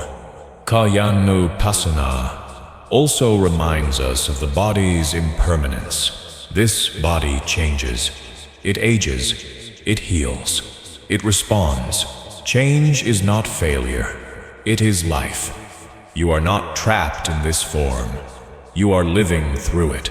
And when you care for it with presence, it becomes refuge. Now let the breath be central. Not sharp, not narrow, but gentle, open, like a breeze through a forest. It touches each part, clears what is stagnant, softens what is tight, nourishes what is weary.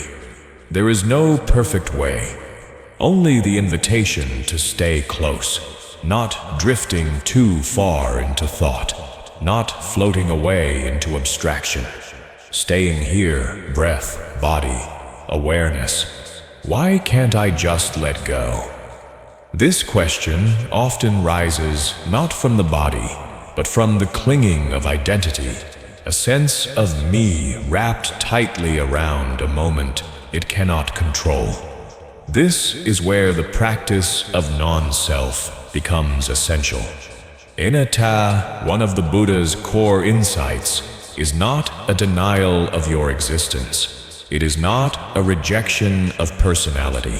It is clear, seeing recognition that what we call me is not one solid thing, but a flowing collection of thoughts, sensations, roles, and memories, constantly shifting, never fixed. When insomnia arises, the suffering is rarely in the wakefulness itself. It lies in the personal story that forms around it. I am failing. I should be asleep. Something must be wrong with me. These are not neutral observations. They are identity statements. They take a temporary condition and turn it into a personal flaw. But through the lens of non-self, these stories unravel. Who is this I that isn't sleeping? Where is this fixed identity that insists on control? What happens if you stop identifying with the struggler? The exercise is not to stop the thinking, but to look through it. A thought occurs to you. I can't sleep. Observe it as a phenomenon, not as something true. It is merely a thought, not the truth. It doesn't belong to anyone. It shows up, it hangs around, it vanishes. You didn't manufacture it. You don't have to go after it. When there is no clinging to a thought by self, it becomes light. Anatta encourages you to see experience without taking it as mine. This body is in bed. Sensations occur. Thoughts pass. None of them are you.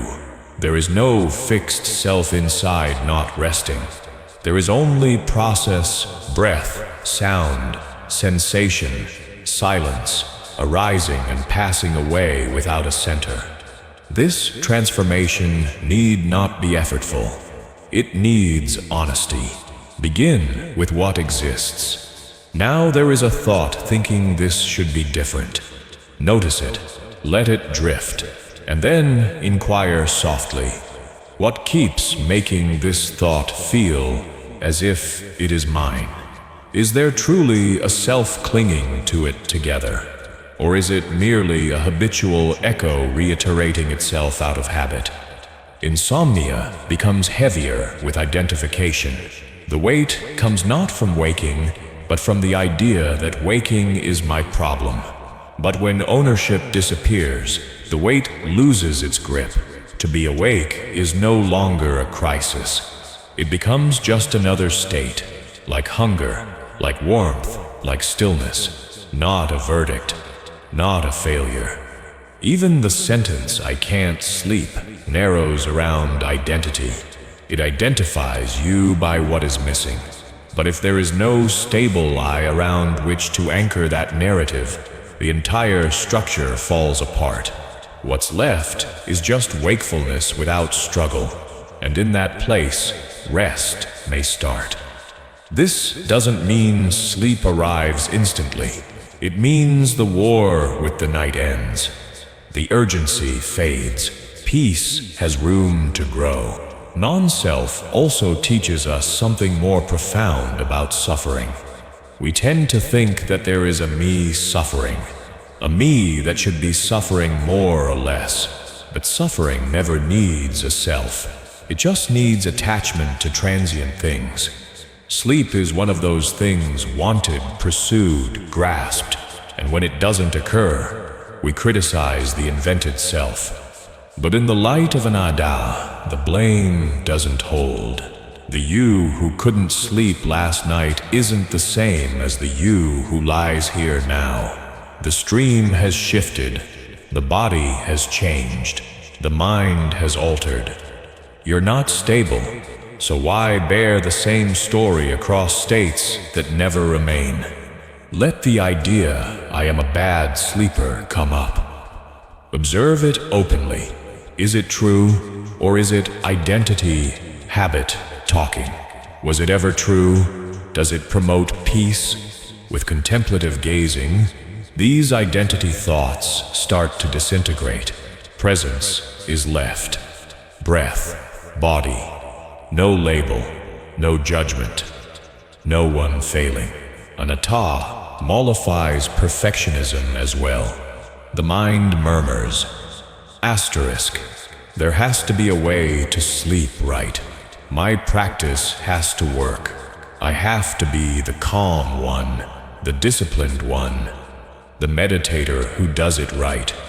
The liberty is this: to live life without the weight of being someone within it. You are not the thoughts of sleep.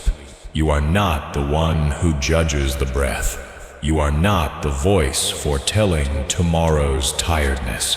These are processes, movements of mind. They occur by themselves, like clouds passing across the sky. You don't have to own them. You don't have to stop them. You just have to look at them as they are: transitory, impersonal, evanescent.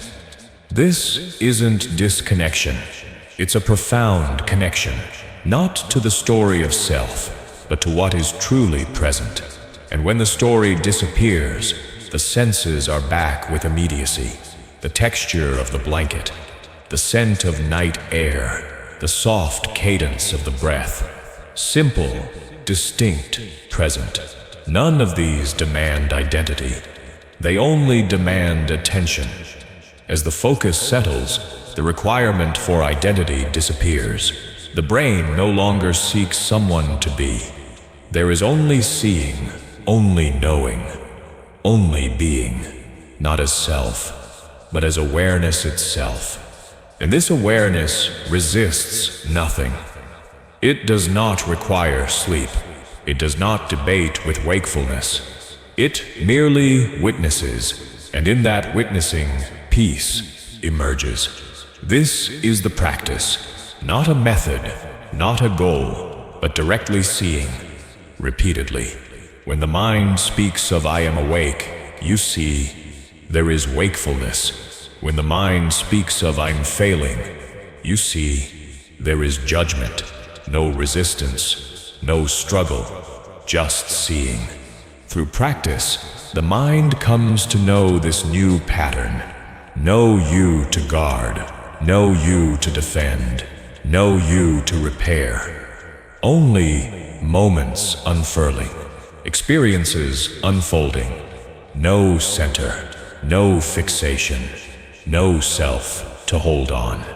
Even if insomnia still comes, it will no longer define you. It will not solidify into suffering. It will arrive as a visitor, transient, harmless, and maybe, without the narrative, it will depart more easily, or maybe not. But in either case, peace remains the same. Because peace was never about rest. It was always about freedom. Now that you are here, come back again to the breath. Release the one that follows it. Release the one that attempts. Simply feel. Simply be. The body relaxing, without having to be somebody. The thoughts surfacing, without having to be theirs. Sleep might come, or it might not. It does not determine anything. You are complete as you are, free already. The night cradles you without asking for your name. The hold of identity has relaxed. You have started to see experience as it is, without positioning yourself at the center of every perception. The conviction "I am failing" has lost its rigidity and hardened into the knowing that thoughts, sensations, moods, they come and go by themselves without defining who you are. But even with this self-awareness, another layer sometimes remains hidden beneath awareness. A layer not created by what is occurring, but by how you react to it. It is not the moment itself that brings about the worst pain. It is how we bring it with us, long after the instant has come and gone. Here enters the lesson of the second arrow. The Buddha described it this way: when something hurts, that is the first arrow. Life being life, a challenge, a hassle, a moment of sorrow, of frustration, of disappointment. This is inescapable. This is what it means to be human. But then the mind tends to respond with judgment, resistance, blame. That is the second arrow. and it wounds deeper, sharper, longer than the first. It is mind-made suffering. At night, the second arrow tends to lurk in replayed memories. Perhaps something went awry today. Someone spoke unfairly to you. You got something wrong. You left something critical behind. These are first arrows, painful but transitory. The second arrow arrives when the mind murmurs, "Why did I do that? What is wrong with me? I always screw up. I should have understood better." The initial arrow was an instant. The second arrow is the story that's placed around it, the story that continues to poke the wound over and over.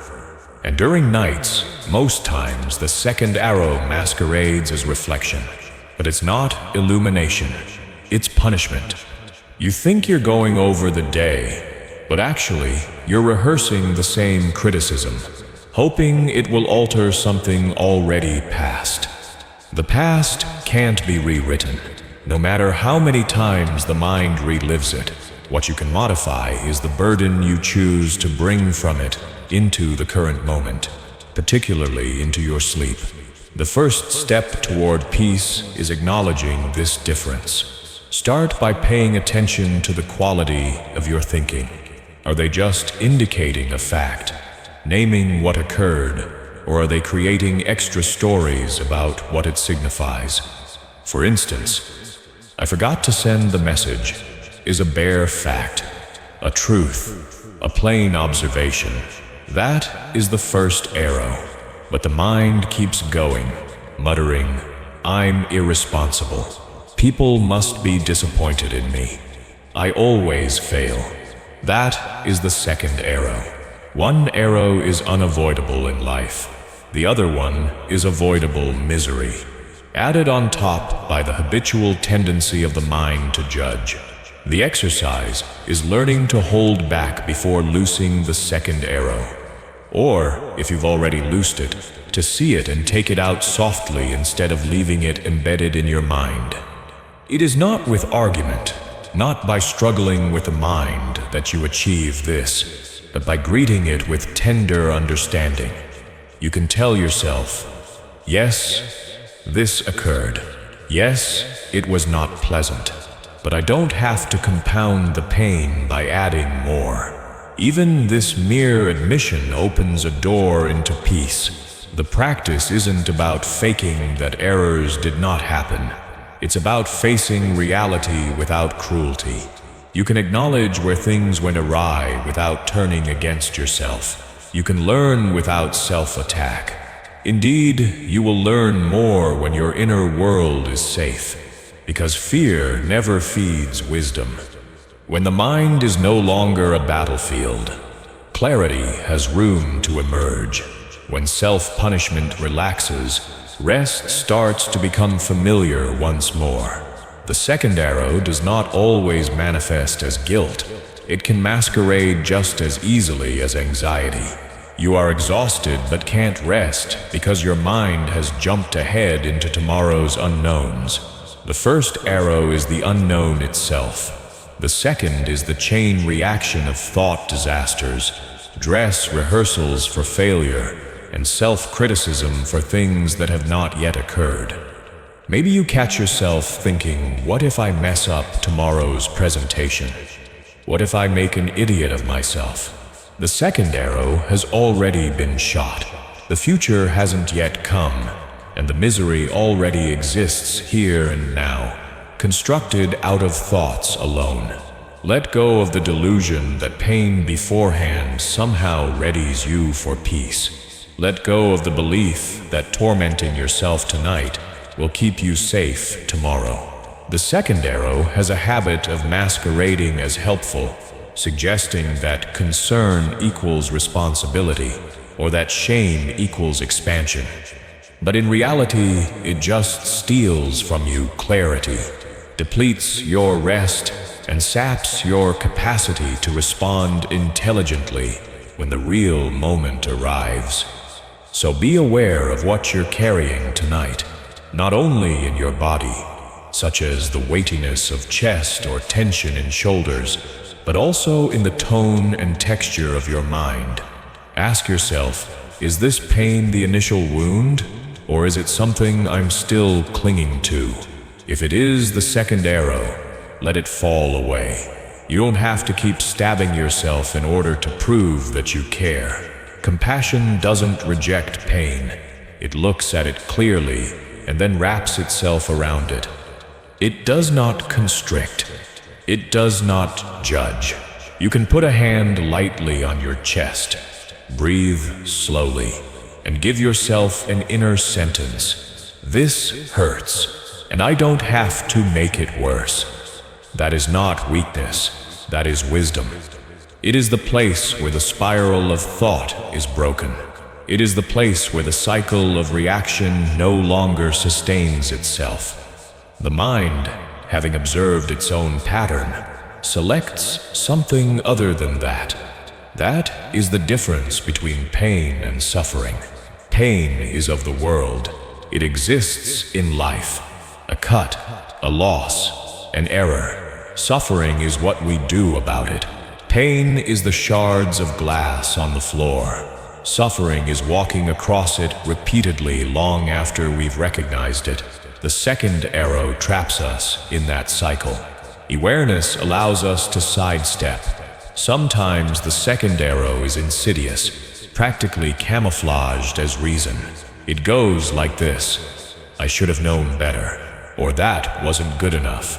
Initially, these sound reasonable, as if they could possibly assist, but underlying them is blame, a reinforcement of the assumption that you're constantly coming up short, that there is something within you that's essentially missing. Growth does not call for shame. Rest does not call for perfection. And peace never comes by beating yourself into deserving. It arrives when you halt the inner assault. At night, this is particularly significant. The nervous system is sensitive, more receptive, more vulnerable. Memories become sharper, emotions closer, and the mind more susceptible to these darts. This is why consciousness is so significant prior to sleep. Guard your sleep not by imposing on yourself bright thoughts, but by declining to nourish the hurtful ones that lead to no place. When you notice your mind getting caught up, stop and say, what is true right now? Not what was true a minute ago. Not what will be true tomorrow, but in this very moment, what is true. You are present. You are breathing. The bed holds your body. The air is quiet. The world has stopped. That is reality. Let your mind settle into it. Allow the stories to fall away. If you need to label the pain, do so gently. Say, this was difficult. I'm still learning. That is sufficient. You don't have to analyze every detail. You don't have to reopen the wound nightly. Healing occurs not through repeated reopening, but through looking once clearly, and then holding with compassion. And so, before bed, this is your practice. Greeting what causes pain with kindness. Observing the distinction between the first arrow and the second, and simply not repeating the cycle of suffering you inflict upon yourself. This is how you make provision for rest. This is how peace starts. Not in controlling the past or forecasting the future, but in letting go of the second arrow tonight. Notice the first arrow. Notice it for what it is, a moment of suffering, a necessary pain that life inflicts. But do not succumb to the second. The second arrow is not destiny. It is option. It is the extra burden put on by thought, by judgment, by the mind clinging to repetition and revision of what has already occurred. When you sense tension build in your chest or your jaw set, stop and ask yourself, is this necessary? Is this kind? Is this helpful? If no, then it is not worth your time. You don't have to feed it. You can let it drift. You can let it dissolve. You can let it pass, the way all things do. To help yourself release, you may offer a simple phrase, a gentle ritual to close the day. Whatever happened, I did my best. Whatever I missed, I will face tomorrow. Tonight, I do not need to fix it. Let these words be like a gate closing behind you, a soft threshold that signals to your mind that the day is complete. Nothing more is required. No corrections, no revisions, no midnight self-lectures, only rest. Because you are not your failure. You are not the unfinished work that naggingly comes from your to-do list.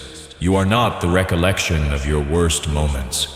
And you are definitely not the inner critic who is telling you that you are failing. That voice is not truth. It is old, conditioned, a shadow from the past that does not belong to this present. Tonight, you do not have to heed. Tonight, you can lay down the arrows. Let your body release its clenched state. Let your breath come in without judgment. Let your heart stay open. You are safe in this instant. You are held. Rest is not something to be achieved. It is your birthright, a part of the cycle of being human.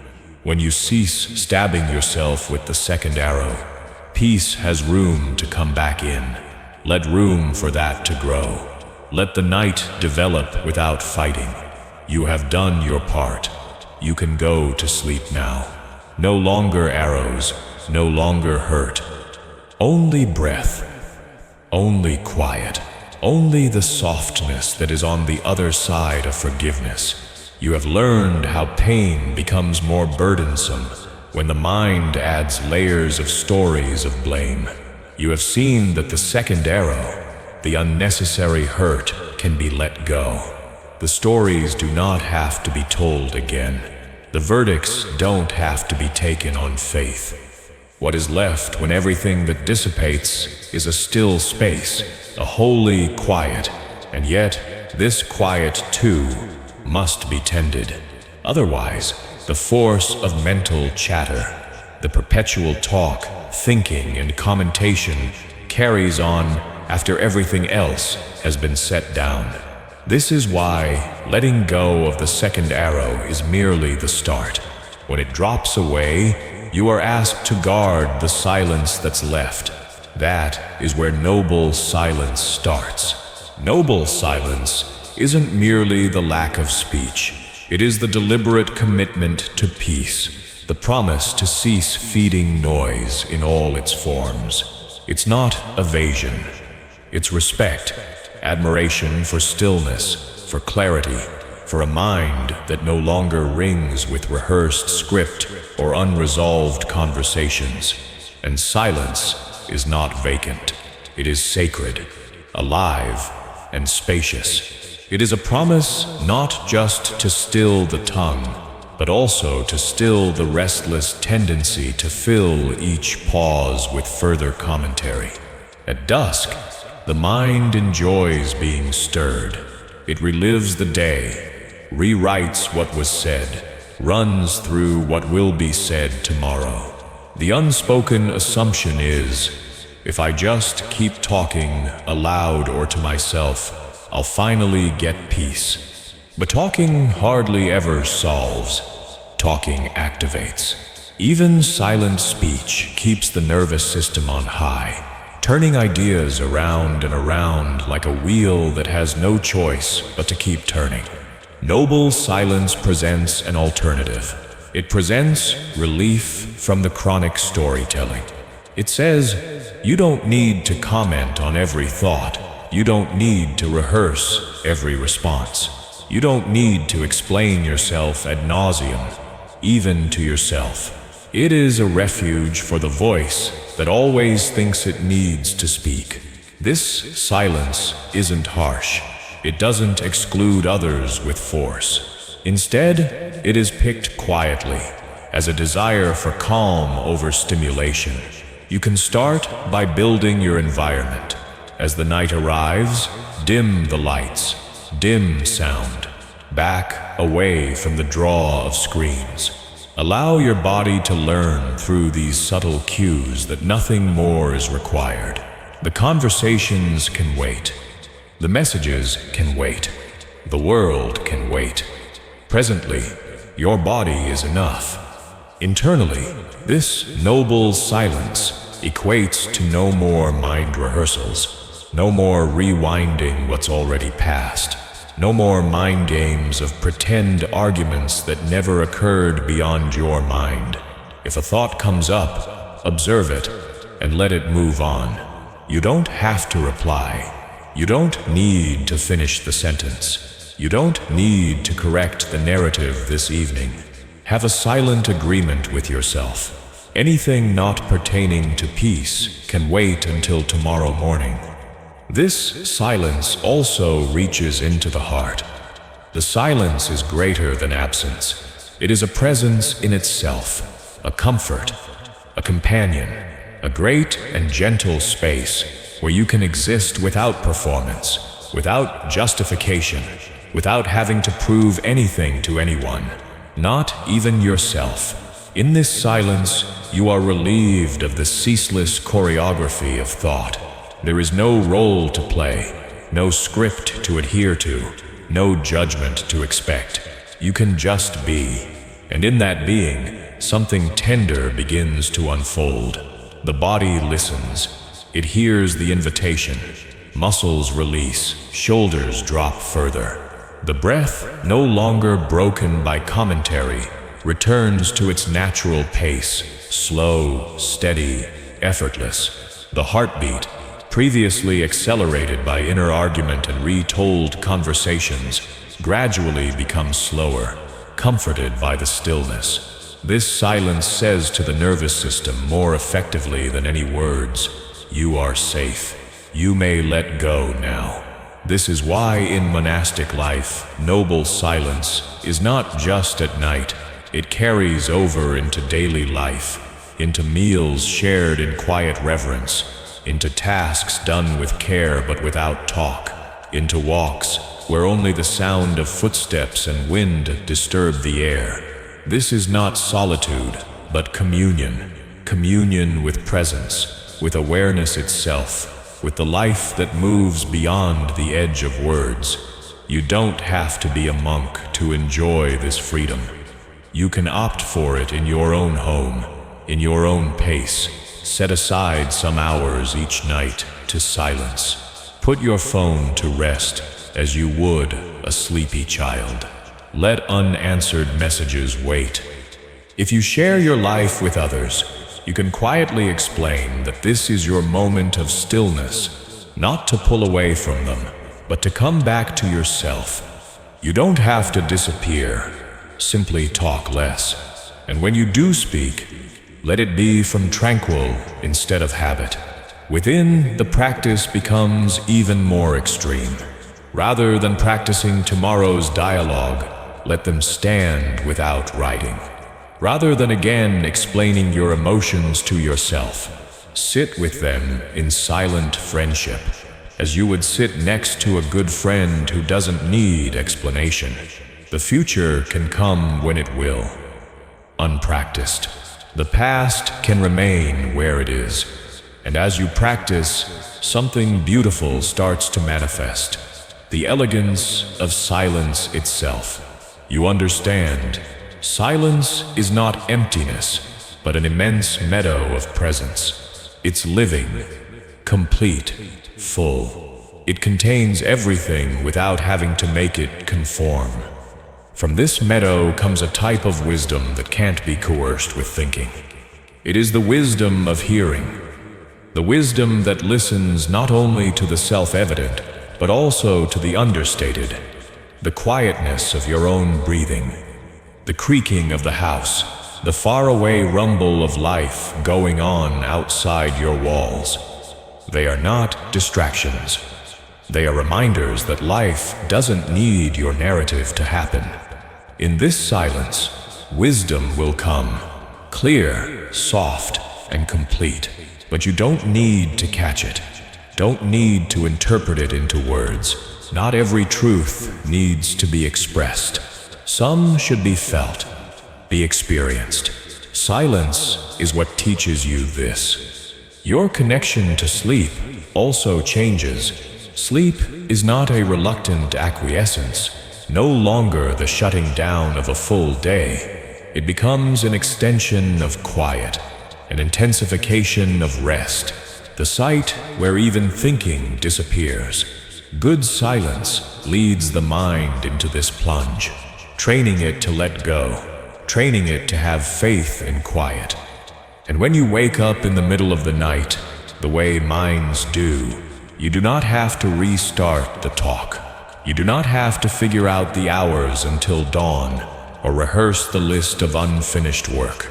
You can just go back to silence. You can take the promise again in that instant. No words, not out loud, not in the head, not now. This promise is not cruel. It is not a rejection of life.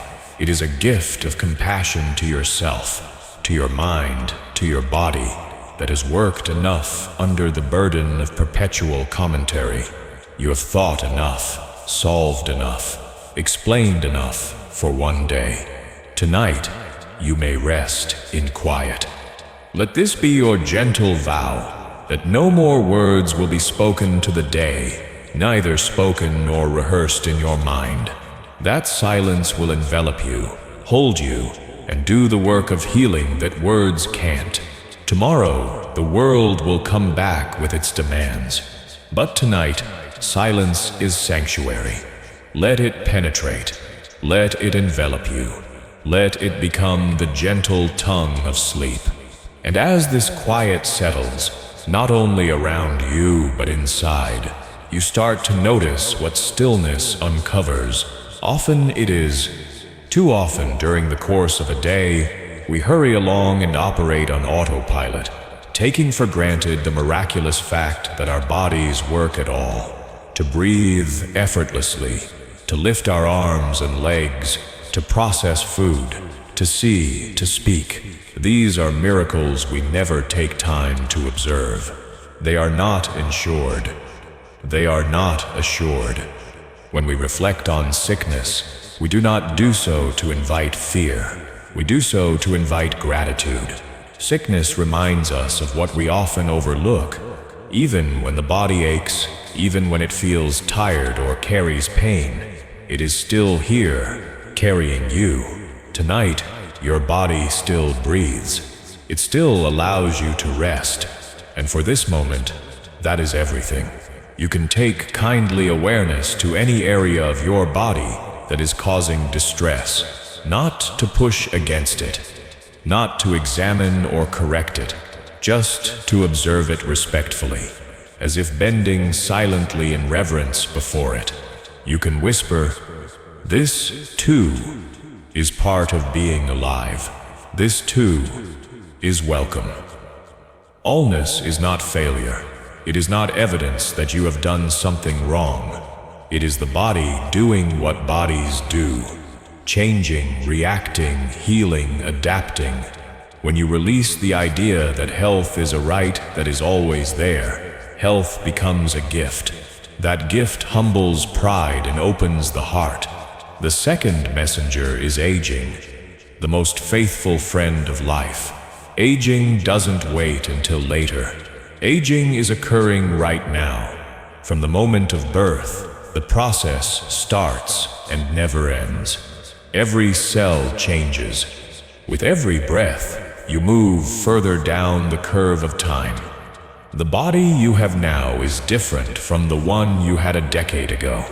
The face, the skin, the muscle, the softness, all these are changing. And this isn't punishment. This is the natural evolving of life. In the evening, you might sense this truth most poignantly. You might feel the rigidity in your joints, the way tiredness weighs more than before. You might recall when sleep came with ease, when vitality seemed inexhaustible. This isn't frailty. This is truth. And truth, when accepted without struggle, becomes peace. Aging reminds us that we cannot turn back, that holding on to older versions of ourselves only causes pain. But in letting go, we find freedom. You are no longer who you used to be. You are not yet who you will be. You are here in this instant, in this incarnation of your body, in this exact chapter of life. And this moment is true enough to deserve your whole self, not because it will endure, but because it won't. There is a beauty in change. The creases on your face are not losses, they are stories. The softness in your body is not failure, it is experience. The exhaustion in your muscles is not defeat. It is proof of a day lived. Nothing has been wasted. Nothing has been lost. Everything is being transformed. To look back on aging is not to mourn the loss of what has passed. It is to celebrate what is present. It is to affirm the truth of life. Even when it comes bearing memories of limitation, aging peels away illusion, and in the peeling away, it finds clarity. The third messenger is death, the most feared and the most essential.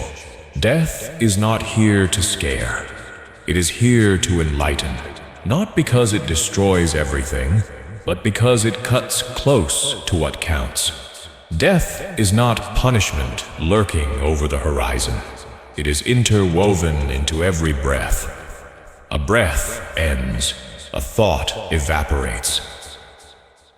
A season comes to a close, a chapter of your life ends. In time, this body as well will go back to the earth, not because something has gone awry, but because this is the nature of all things. This is not a morbid reflection. It is freeing.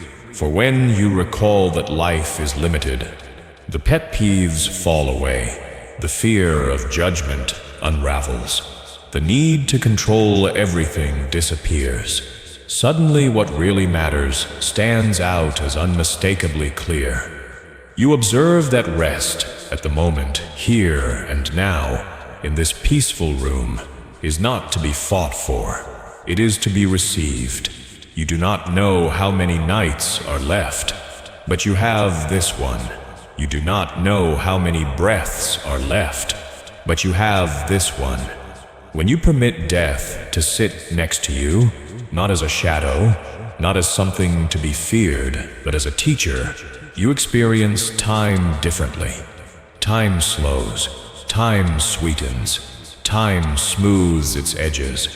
You live more gently, not more frantically. This realization also creates forgiveness. You look at life and realize how short it is, and grievances get smaller. The perfection requirement disappears. You see how much time has been wasted, worrying about things that will not matter at the end, and you suddenly have the permission to let go, to release the heavy stories, to drop the arrows of self-destruction, to sleep without requiring everything fixed. These three messengers, illness, aging, and dying, are not come to terrorize. They are come to wake. They are come to call to you to notice what is already noticed. A body, a breath, a moment. When you welcome them without resisting, a new sort of resting becomes available. Not the restless resting of distraction, but the restful resting of truth. You can shut your eyes and thank the body for getting you through today, for appearing when it was tired. You can thank the act of aging for its teachings, for tempering pride, for enriching compassion, for revealing to you what is of true importance. And you can thank the presence of death, not as termination, but as a reminder that this evening is holy, that your rest is not merely practical, it is lovely. Let the gratitude take root silently, not forcibly. Let it permeate like heat into all of you, but not as words, as presence. Let the messengers be by your side in calmness.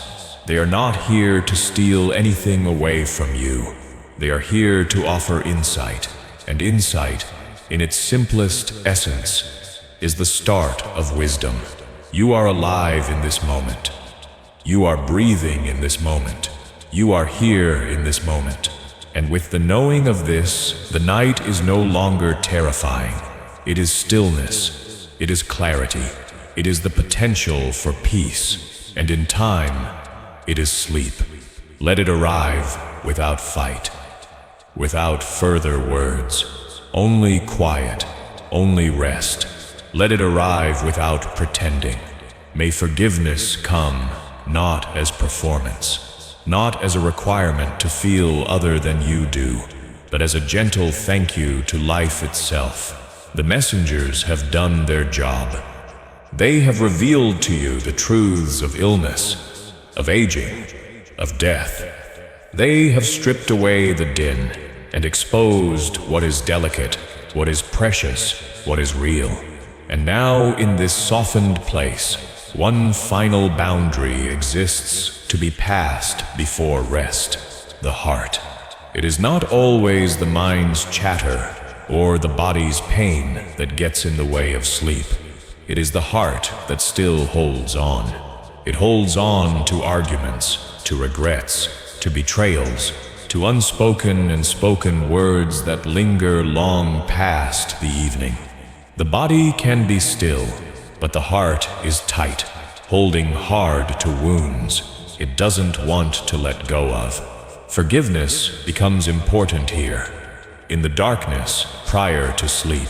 In the Kuma Sutta, the Buddha presents one of the most vivid images in the Pali Canon, the simile of the saw. He instructs his followers that even if they were taken captive and separated limb by robbers with a two-handed saw, they should not allow anger to develop in their hearts.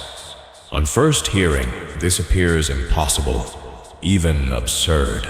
But the lesson is not about embracing cruelty as good. It's about seeing the higher truth, that hatred wounds the heart deeper than any knife can injure the body. Other people's harm could cut once, but the hate we keep inside cuts again and again, night after night. The mind reenacts what was done, what was said, how unfair it was. Mimicry, every replay opens up the wound. Each idea is a new cutting. The Buddha's analogy is intended to be hyperbolic, so that the mind will at last look at what it opposes, that forgiveness is not a present to the other, it is freedom to yourself. Forgiveness does not mean, what happened was okay. Forgiveness means, I choose not to continue harboring this pain in me.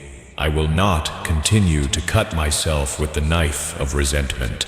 It is the choice to lay down the knife you grasped in retaliation, to discontinue slicing yourself with the cutting edge of bitterness. In the dark of night, when distractions disappear, these wounds tend to come back most sharply.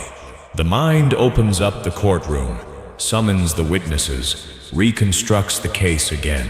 You plead with the silent figure of a person who is not present. You argue your case to a memory, but see, no one else is present. The person who harmed you is not sitting next to your bed. Only the thought, only the echo, only the lines you keep playing over and over in your head, and you have the authority to shut down the play. This isn't about denying the hurt. This isn't about acting like it didn't exist. This is about not letting it control you anymore. This is about taking your rest back, because when you take anger to bed, your body will go to bed, but your spirit will remain in conflict. When you forgive, your bed is not a battleground, but a temple. You may start softly. Recall a person you still hold anger against. You do not have to excuse or account. Just note their presence in your memory, and then, with the gentlest intention, Say to yourself, I release you. I release myself. I will not carry this into my sleep. That is sufficient. Forgiveness is not the sensation of an instantaneous warmth. It starts with willingness. Willingness is the door. And maybe, as you sit with this, you see that the most difficult person to forgive is you. This is normal. The self-judgmental voice is typically harder on you than any outside critic. Blunders are rewound. Regrets are enlarged. You pick at your own wounds until they bleed once more. But tonight, you can do otherwise. You put one hand on your chest and whisper, I did the best I could with what I knew. I am still learning. I release myself. I forgive this part of me. You do not have to obliterate the past. You do not have to prove anything to anyone. You simply have to refrain from punishing yourself for being human. Forgiveness in this case is not weakness. It is a strength. The strength to sleep unarmed. The strength to sleep without taking your sword into the bedroom with you. And so, as night falls deep, let forgiveness be your ultimate act of devotion. The simile teaches us what is often hardest to admit, that clinging to anger, even when justified, does nothing but deepen our own suffering. Even if the person who hurt you never apologizes, even if the harm remains unacknowledged, even if the story never resolves in the way you wanted, your peace does not require their participation. Your sleep does not depend on their agreement. You do not need to wait for justice to allow yourself to rest. The mind may protest. It may insist. If I forgive, won't they get away with it? Let the mind speak its fear, and then gently remind it. Forgiveness does not erase accountability. Forgiveness does not dissolve the need for boundaries. Justice can still happen. Protection can still be honored. But hatred is not required. Carrying venom in your own heart punishes no one but yourself. You can guard your life without punishing your spirit. At bedtime, grudges grow louder. Old wounds rise to the surface because the distractions of the day have faded. This is why the practice of forgiveness matters most here. Not because it is easy, but because it is healing. Forgiveness at night is not a gift to the one who harmed you. It is a kindness you extend to yourself, so you no longer have to dream inside the walls of pain. And if forgiveness feels impossible, then begin smaller. Begin with forgiving the difficulty itself. Whisper to yourself, I don't know how to let this go yet, and that's okay. I will sit with it without turning it into poison. I will stay soft, even if I'm not ready. This, too, is the beginning of freedom. The body can guide you. If your chest feels tight, invite the breath gently into that space. If your jaw is clenched, let it loosen. These places carry the weight of what you resist. Meet them with patience, with presence, with kindness.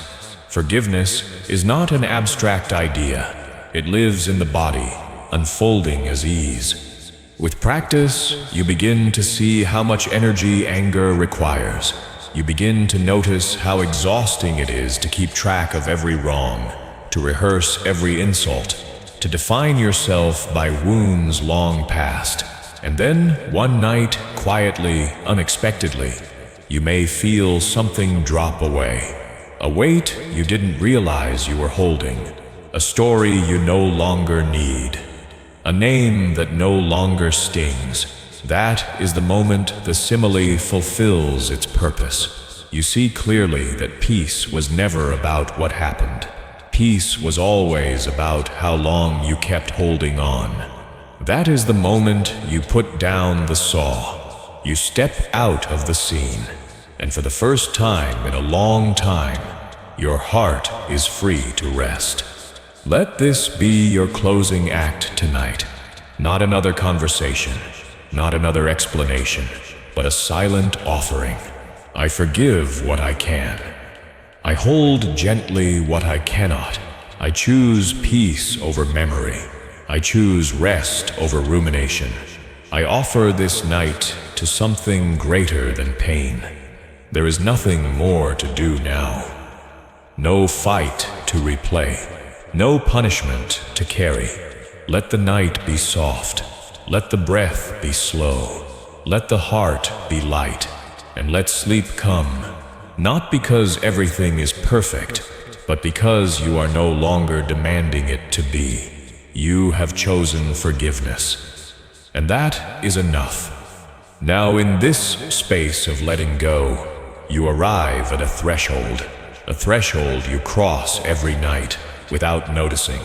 A mystery so familiar it feels ordinary. The moment of falling asleep, the crossing from waking to not waking, the quiet ending of everything you were today, the beginning of something you cannot yet name. Sleep is not just rest. Sleep is release. Sleep is surrender. It is its own kind of ending. And with every ending, something new waits quietly on the other side. In Buddhist teaching, rebirth is not only about what happens after death, it is about what happens now, in this very life, from moment to moment. You are being reborn constantly, in every thought, in every feeling, in every choice. Sleep is one of the most profound expressions of this cycle. Every time you close your eyes, something in you dissolves, identity loosens, the thinking mind fades, the illusion of control slips away. This is why many fear death, because they fear the unknown of letting go, and yet they practice it every night. They surrender daily, they rehearse release without even realizing it. Death is not a single, distant event. It is reflected in every transition, in every silence, in every moment of surrender. When you begin to look at sleep in this way, it becomes more than a biological function. It becomes a teacher, a rehearsal for freedom, a reminder of impermanence, a gentle echo of the truth that nothing is held forever, not even the self-you. This is why insomnia so often arrives when the mind grasps too tightly, because sleep cannot be commanded, only welcomed. It comes not when you wrestle it into being, but when you let everything else go. And if sleep is death in miniature, then waking is rebirth. Each morning, you return to form. You remember who you are, what you care about, what you must do. You re-enter the body, the personality, the memory, and with that return comes opportunity. The chance to begin again, not as the exact same person you were yesterday, but as someone newly shaped by the silence of the night, by the release that comes when clinging finally softens. When you embrace this view, the whole relationship with night shifts. Sleep is no longer an enemy to conquer. It becomes sacred. It becomes a pause in the endless cycle of becoming, a gentle rehearsal of the great letting go that will one day arrive for all of us. And waking becomes the miracle of renewal, the gift of returning. You can prepare for this shift with the simplest words. Now I release today. Not because today was terrible, not because it needs to be erased, but because it does not need to be carried. Just as the breath enters and leaves, the day has entered and left. Holding on only interrupts the deeper rhythm the body already knows. Every night is an invitation to practice release, to let identity dissolve, to allow the self you worked so hard to maintain to gently pause. Sleep teaches that you are not only one thing, you can be put down and picked up again. Awareness is not fragile, it is fluid. Even in sleep, something continues. The body breathes, the heart beats, the mind dreams. Consciousness moves through another landscape, wordless, effortless, without performance. And when you return lighter, clearer, renewed in ways that effort alone could never achieve. This is why the Buddha spoke so often of impermanence, of renewal, of cycles, not as abstract philosophy, but as daily practice. The more you see the cycles, the more lightly you live. You realize that nothing is fixed. Not your fears, not your habits, not even your mistakes. Every ending is an opening. Every night is a reset. There is humility in this. You recognize that you cannot stay awake forever. Eventually, surrender comes. Sleep is not failure. It is nature. It is rhythm. It is return. And in surrender, peace arrives, not as loss, but as homecoming. You fall not into nothingness, but into spaciousness, into the formless place, where you do not need to be anyone or prove anything. Let the day's achievements dissolve like sand through open fingers. Let the unfinished tasks go, knowing they may return tomorrow, but they do not belong here. Not in this space, not in this hour. If fear arises with this letting go, let it be held gently. Fear is natural when control loosens, but you are not falling into danger. You are falling into trust. Trust in the breath that carries you without effort. Trust in the silence that has never harmed you. Trust in the vastness that has always held you. This is the wisdom of seeing sleep as a small death. You learn that nothing needs to be solved for rest to come, that not every story needs to be finished before it can be set down. In this way, rest becomes not only relief, but also teacher. And yet, even here, at the edge of surrender, something subtle may rise, the restless drive to prove. The itch to achieve, the quiet voice of comparison. Even in the softness of night, the pattern persists. It does not shout, it whispers, "You haven't done enough. You should do more. You can't rest yet." This is an old wind. The Buddha called them the 8 worldly winds: gain and loss, praise and blame, pleasure and pain, fame and disrepute. They blow through every life, through every season, through every body. No one escapes them. No matter how carefully you plan, no matter how tightly you hold, these winds shift.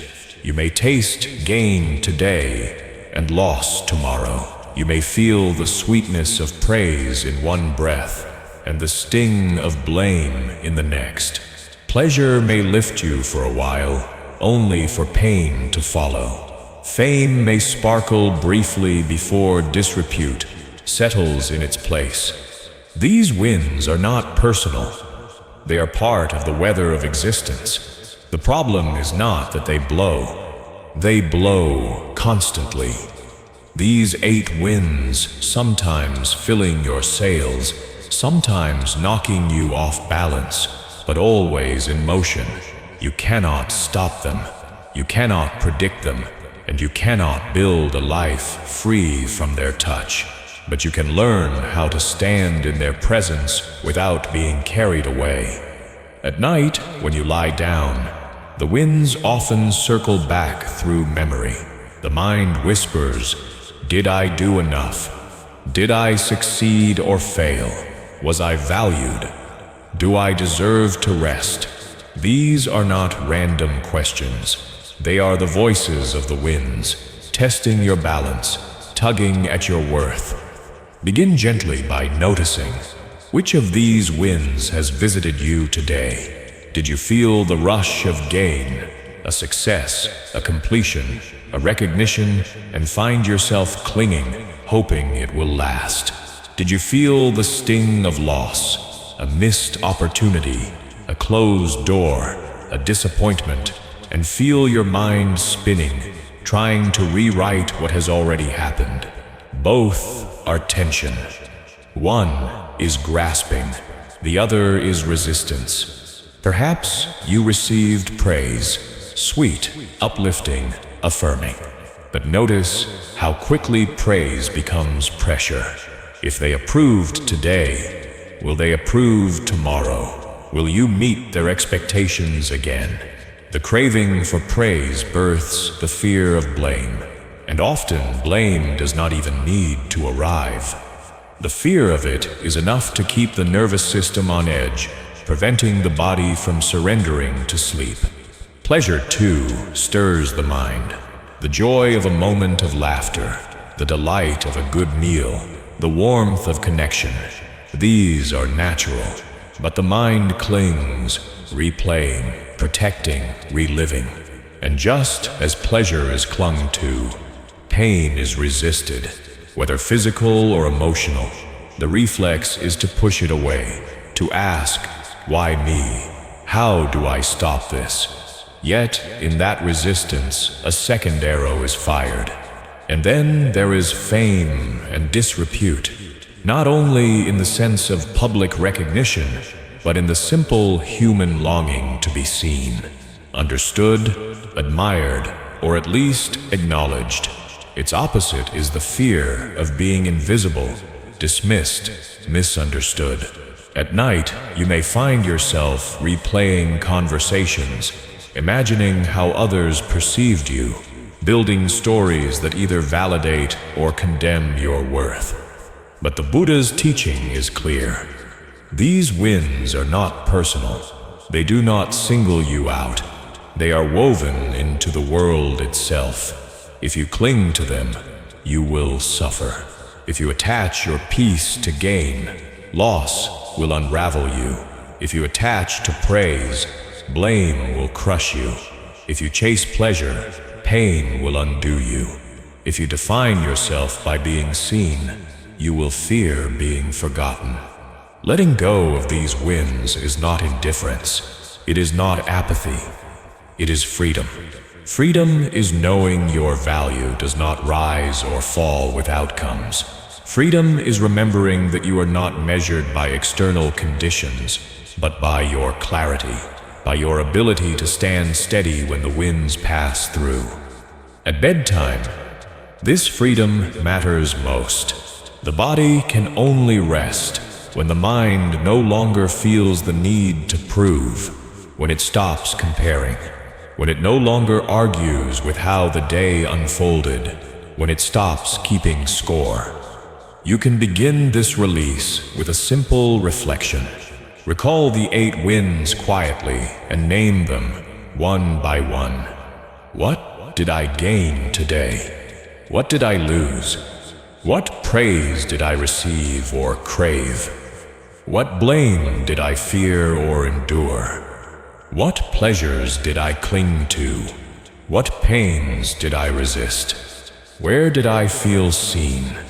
Where did I feel unseen? Allow the answers to arise gently. Do not argue with them. Do not judge them. This is not confession. It is clarity. And then say inwardly, these are not who I am. These are conditions. They come, they go, they do not own me. Let that truth sink deeper than thought into the body. Let the shoulders drop. Let the breath slow. Let the invisible scoreboard dissolve. Feel the way tension begins to unravel when you no longer tie your worth to the winds. Beneath the movement of the winds, there is always stillness. Like the deep ocean beneath the surface waves. That stillness is not disturbed by gain or loss. It does not rise with praise. It does not collapse under blame. It simply is. It is presence itself. Let your breath remind you of this. Each inhale whispers, I am not lacking. Each exhale whispers, I am not holding anything. This moment is already whole, even if nothing was finished today, even if no one noticed your effort, even if the outcome was different than you hoped, you are still allowed to rest. Letting go of achievement is not failure. It is wisdom. It is remembering that you are not a product, that your value is not calculated by metrics, that rest is not a reward to be earned, but a rhythm to be honored as natural. You only need to be here. The winds may continue to blow, but you do not need to chase or run. You can rest exactly where you are, safe, steady, unmoved by comparison. From this stillness, sleep comes. Not because every task has been completed or every thought silenced, but because you have stepped out of the spinning wheel. The world can continue to turn on its own. Let it. You are no longer bound to its restless momentum, at least not for tonight. You have remembered that you are not what happens to you. You are not your gains. You are not your losses. You are not the praise or the blame, not the fleeting pleasures or the moments of pain. You are the one who sees. You are the one who rests in clarity. And that is enough. That is always enough. As you rest in this truth, you notice something subtle beneath the surface. The patterns of mind that keep returning, like echoes that won't fade. Thoughts that rise long after the day has ended. Narratives that loop even when the body is weary. This persistence points to something deeper. Roots beneath the soil. Knots tied long ago that still bind the heart. In Buddhist teachings, these knots are called the fetters. 10 binding forces that keep beings tied to cycles of restlessness and dissatisfaction. They are not physical chains, but inner habits, assumptions and attachments that shape how you see yourself and the world. They are subtle, often invisible, but at night, when everything is still, they reveal themselves. In the tightness in your chest, in the endless commentary of thought, in the inability to fully surrender. The Buddha taught that these fetters are what bind beings to suffering, not only the dramatic suffering of crisis, but also the quiet unease that lingers, the friction that prevents complete peace. They are not shattered in a single moment. They are loosened slowly, through awareness, through insight, through willingness to see clearly. And bedtime, often dismissed as ordinary routine, is in fact a gateway into this work. Because at night, pretending stops. You are no longer performing. You are simply face to face with the truth of your own mind. The first fetter is belief in a fixed self, the illusion that there is a solid, permanent identity at the center of your experience. It whispers, I am this body. I am these roles. I am my story. I am the one who must achieve, prove, control. And when sleep does not come easily, this belief grows louder. What's wrong with me? Why can't I relax? I should be better than this. These thoughts feel personal, but they are the echo of a self-image that has never been questioned. When you release this belief, even slightly, rest becomes easier, because there is no longer a self to perform or defend. There is only awareness, quietly dissolving into stillness. The second fetter is doubt. Not the healthy curiosity that asks questions, but the paralyzing uncertainty that keeps the mind circling. Is this working? Will I ever sleep? Am I doing this right? Doubt keeps you hovering at the edge of rest, never fully allowing the descent. But doubt fades when you trust direct experience. The breath is here. The body is softening. The night is already holding you. You do not need to understand everything. You only need to stay with what is real. The third fetter is attachment to rules and rituals. This is not about gentle discipline. It is about rigidity, the belief that peace can only arrive if conditions are perfect. I need this exact pillow. The room must be silent. The routine must unfold just right. And if anything is different, rest feels impossible. But the truth is, peace does not depend on perfection.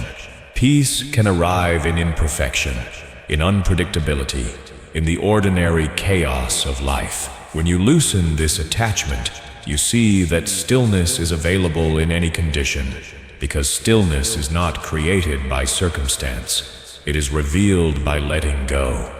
These first three fetters, the sense of self, the grip of doubt, and the clinging to ritual, are often what rise at night. They bind the mind in loops of identity, uncertainty, and control. But when you see them clearly, when you name them without judgment, they begin to loosen. Awareness is the knife that unties the knot. And so, as you prepare for rest, you can whisper inwardly, I am not my story. I trust what is here. I do not need perfection to be at peace. Let those words open space inside you. Let them soften the grip of habit. Let them guide you toward release. These attachments create pressure. They tighten the mind instead of loosening it. They turn rest into a performance rather than a natural return. But when you loosen a fetter, even slightly, flexibility appears. Peace doesn't come because everything is controlled. It comes because you've stopped needing control. The fourth fetter is sensual craving. It is not only about pleasure of the body. It is the mind's hunger for stimulation, for more comfort, more distraction, more input. Even in bed, these craving whispers, just one more scroll, one more video, one more snack. But craving never ends. It only delays rest. When you meet it with awareness, you see its emptiness. You realize that beneath the wanting, peace has been here all along. The fifth fetter is ill will, the subtle push against life, a resistance toward discomfort, toward others, toward yourself. At night, it often surfaces as frustration. Why am I still awake? Why did they treat me that way? These thoughts feel justified, but they tighten the heart. They turn the pillow into a battlefield. Forgiveness loosens this fetter, not as a gift to others, but as a release for yourself. Forgiveness is the medicine that lets the heart soften into peace. The sixth fetter is craving for form existence. The deep attachment to being someone, to being recognized, remembered, understood. Even when you are alone, the performance may continue. The mind imagines the audience, rehearses its role, plays out scenes. This is exhausting. Sleep resists performance. But when you let go of the need to be someone, even briefly, a deep, nourishing rest opens. The seventh fetter is craving for formless existence. More subtle still, it is the desire to escape entirely, to vanish into some pure, transcendent state beyond body and time. Even spiritual practice can turn into this craving, the longing to get away. But peace is not found in escape. It is found in the courage to fully inhabit this moment as it is, with all its ordinariness. The eighth fetter is conceit, not arrogance, but comparison, the measuring of self against others. Am I progressing enough? Do others sleep better than me? Am I falling behind? Comparison is endless. It closes the heart and divides the mind.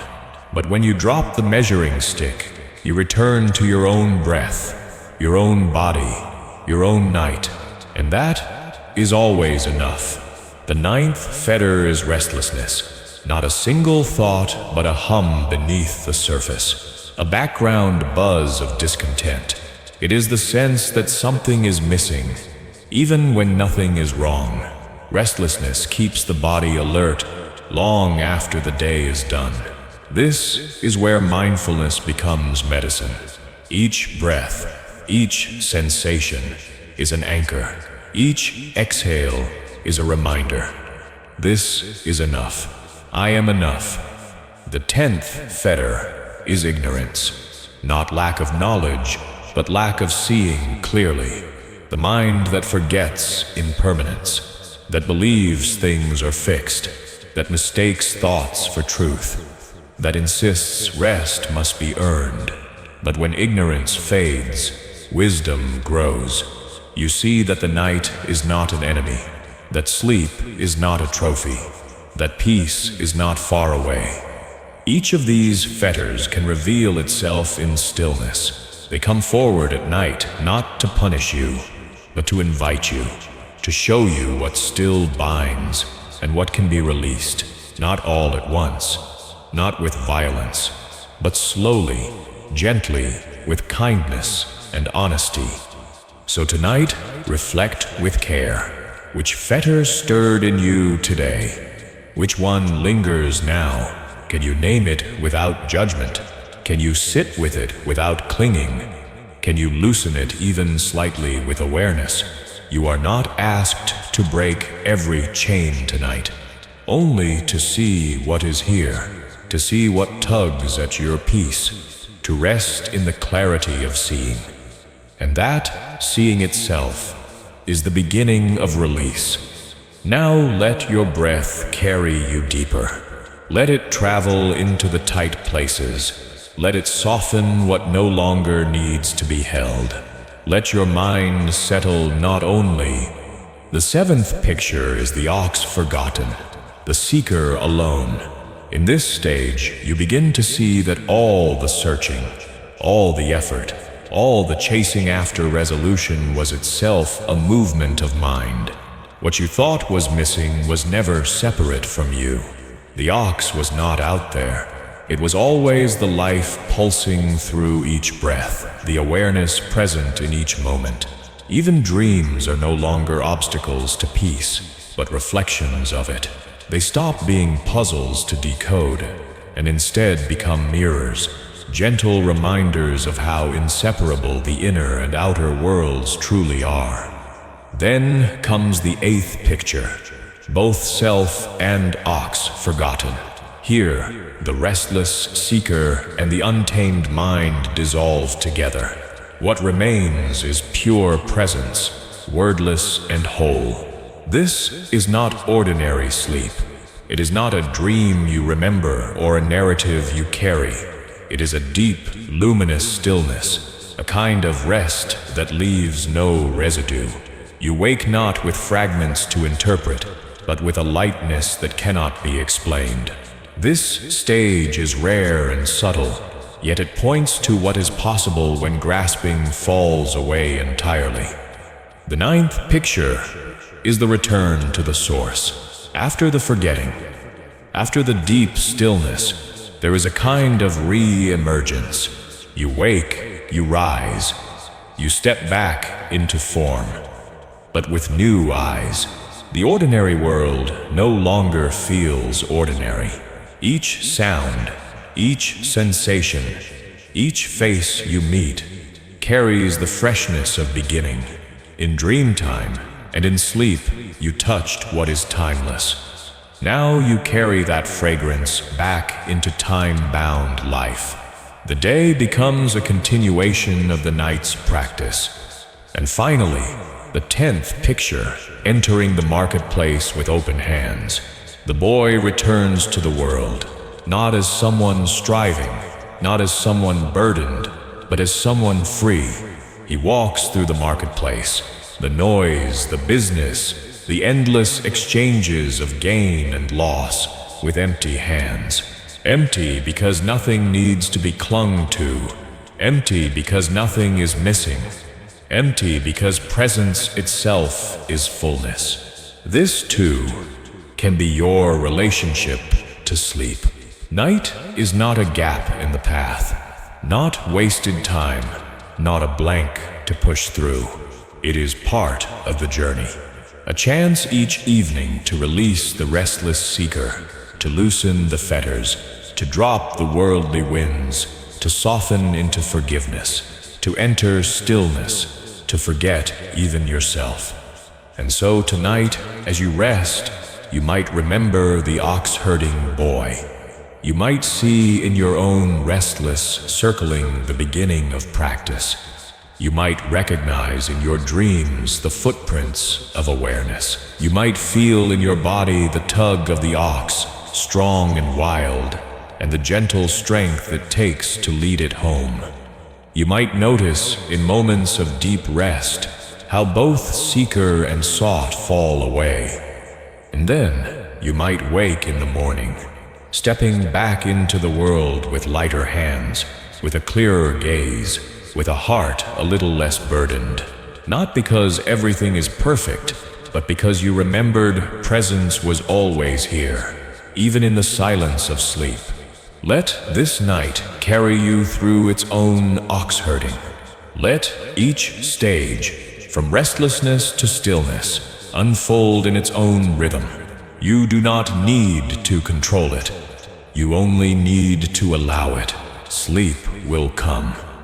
Dreams may come. Deep rest will come.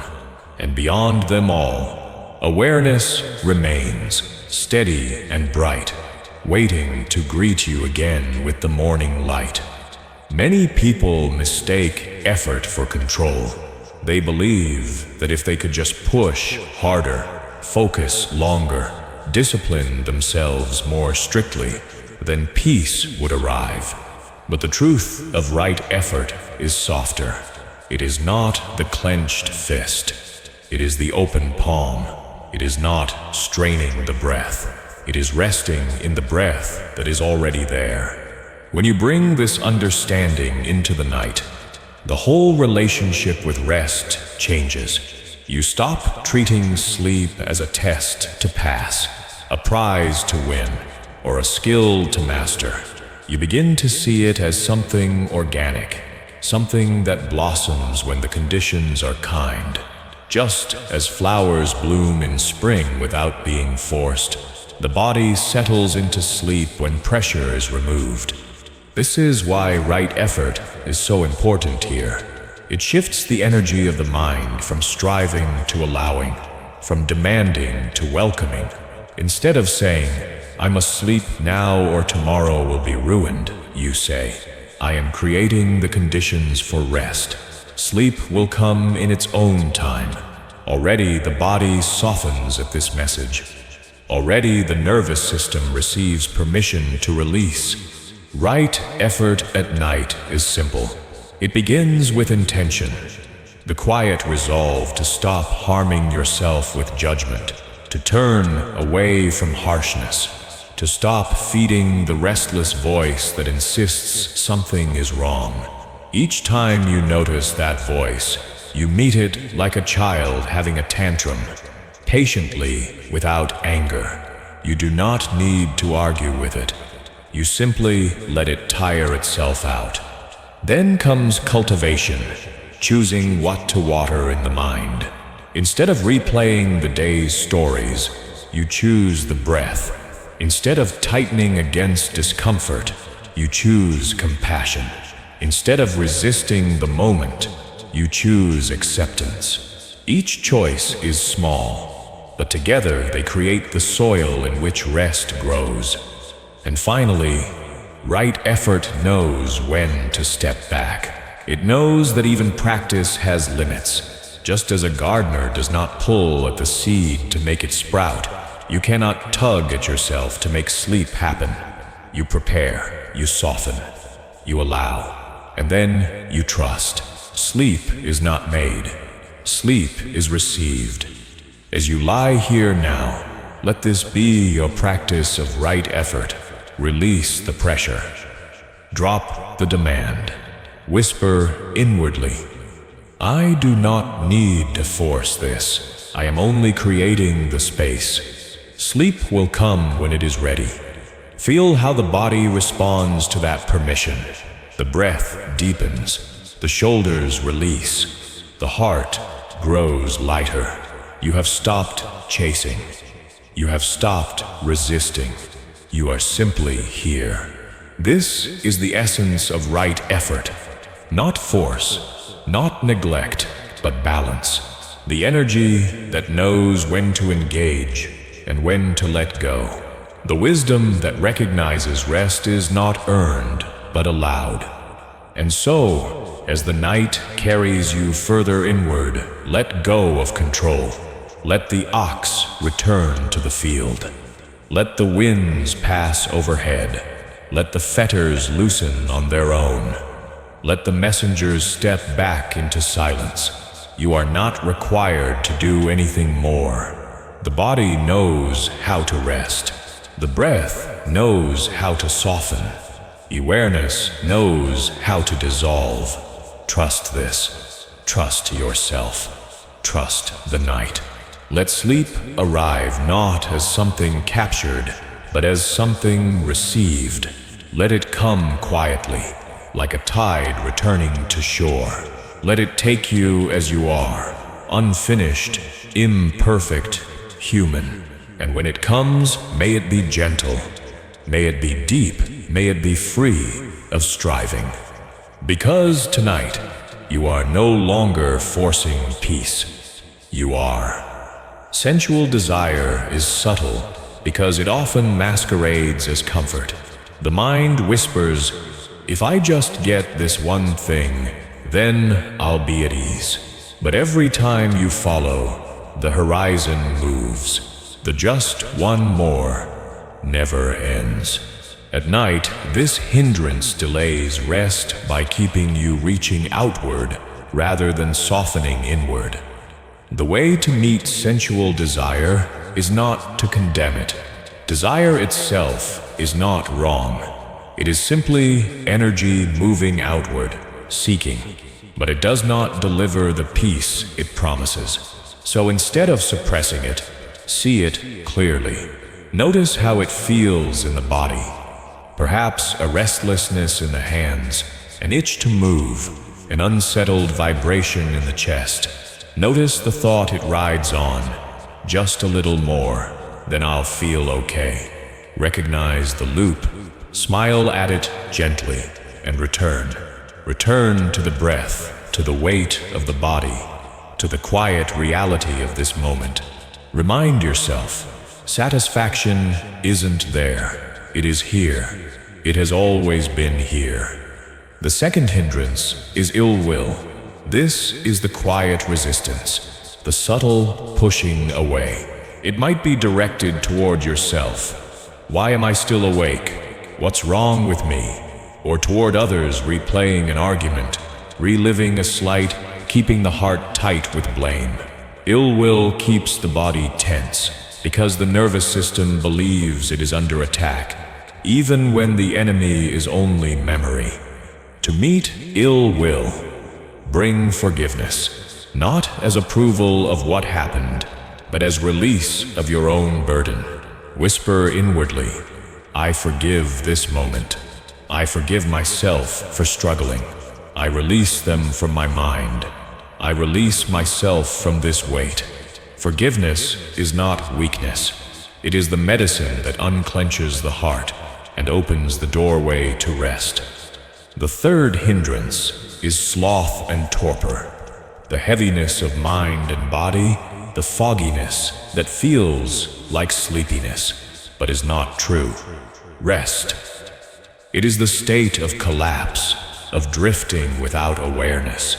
At night, it may show up as zoning out with a screen, drifting in half-consciousness without truly relaxing. To meet sloth and torpor, you don't need to fight it. You need to add gentle brightness. Shift your posture slightly. Deepen the breath. Bring a soft curiosity to the moment. Say quietly, I am here. I am awake to this moment, even as I prepare for sleep. It may sound paradoxical, but real rest comes not from numbing out, but from conscious letting go. The fourth hindrance is restlessness and worry. This is the buzzing undercurrent, the hum of unfinished tasks, the mind spinning stories of what could go wrong tomorrow. Even when the body is still, the mind paces the floor. Restlessness convinces you that if you just think a little longer, you'll solve it. But the solving never comes at night. To meet restlessness, anchor in the present. Place a hand on your chest or belly. Feel the rise and fall. Say inwardly, this is enough. I am enough. Tomorrow will arrive when it arrives. Each breath becomes a ground. Each exhale tells the nervous system it can stand down. The fifth hindrance is doubt. Not the wise questioning that leads to insight, but the voice that erodes trust. Will this work? Am I doing it right? Will I ever fall asleep? Doubt circles endlessly because it seeks certainty where none can be given. To meet doubt, return to direct experience. You don't need to know if you'll sleep. You don't need to know if this practice is perfect.